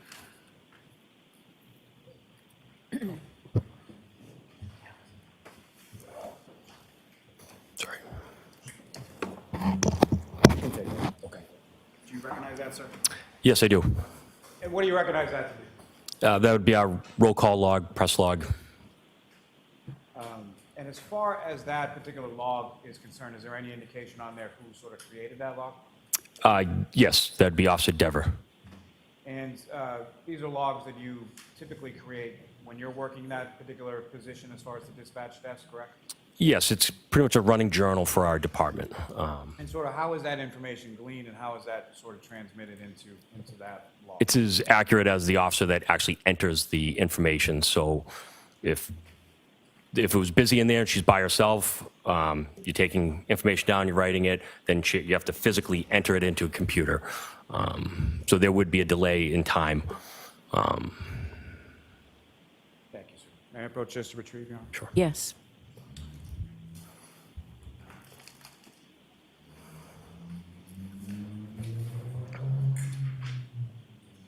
Now, Sergeant Good, with respect to your response, Canton Police Station 234 Fairview Road, what was sort of the path of travel that you took? So I pulled out of the police station at 1492 Washington Street, taking a right onto Washington, heading south. And then where did you go from there? And then I took a right onto Chapman Street. And then it would be your third right on Fairview. And coming down Fairview, what, if anything, did you note as far as sort of the elevation of the roadway as you come from the Chapman side down to where 34 is? Coming from Chapman, you're heading downhill towards the end of Fairview that meets Cedar Crest. And so where is 34 in relation to sort of Cedar Crest? It's the second house on the left before you reach the intersection of Cedar Crest at Fairview. And as you're approaching, or as you're en route between the police department and Fairview Road, what, if anything, did you observe as far as the road conditions, visibility, things like that? It was terrible. Heavy snow, wind, visibility was awful. And when you arrive on scene, what is sort of the first thing that you observe upon your arrival? As I was coming down the hill, visibility was pretty bad. Obviously, I noticed the Canton Fire engine. Ambulance was already on scene. Both my two officers, cruisers, were also on scene. Now, as far as the particular cruiser that you were in on that day, is there sort of a particular cruiser that is reserved for sort of the sergeant or lieutenant who's in charge of the? Yes. So 682 is the primary patrol supervisor vehicle. And that would sort of shift from shift to shift as far as whoever that particular sergeant is? Yeah, he would take the same one. 682 is it's labeled on the side of the doors, patrol supervisor. And so is that the vehicle or that the cruiser that you took to go from the police station to Fairview that morning? Yes, I did. And with regard to that cruiser and sort of other cruisers within the Canton Police Department, what, if any, recording system is available on those cruisers? All marked units have it's called a WatchGuard camera system. It has front video camera, and then it also has in the prisoner passenger back seat, has a camera there as well. They should be working audio in the back seat. They're activated by, if you flip the lights on, the blue lights, it'll automatically click. You don't have to press record. The cruiser automatically starts recording. If you got in a car accident, the camera would start recording. Any kind of impact, the camera starts recording. It actually ends up being passively recording, even when it's not on. Now, you talked a little bit about the audio as far as in the back of the cruiser, but as far as from the camera in the front of the cruiser, where is the audio recording in regard to that, if at all? It would be on the mic. There's a mic stand that sits in a charger. It looks like almost a beeper. Should be there. And so that's located within inside the cruiser, correct? Yes. May I approach the witness, Sean? Yes.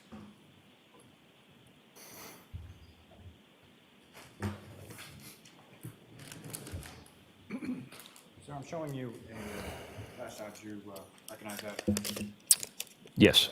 And what do you recognize that? That is the flash driver for the Canton Cruiser 682 streaming. General Conn will seek to introduce in the minutes the next exhibit. Exhibit 41.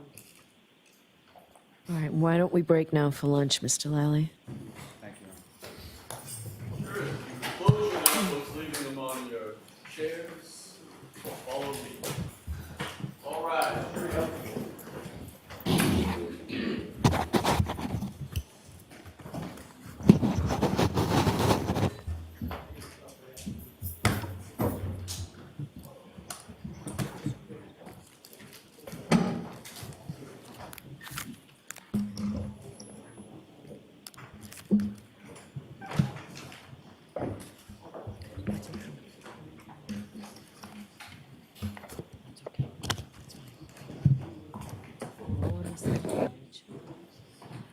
All right, so Mr. Lally, you'll have Lieutenant Ray here in case we can get to him. Yes, Your Honor, and just with reference, I do have a number of other witnesses who I'd anticipated having this afternoon. Am I free to release anybody who's not Lieutenant Ray or Sergeant Lank? So I think we'll have those two, we'll finish. You can step down, sir.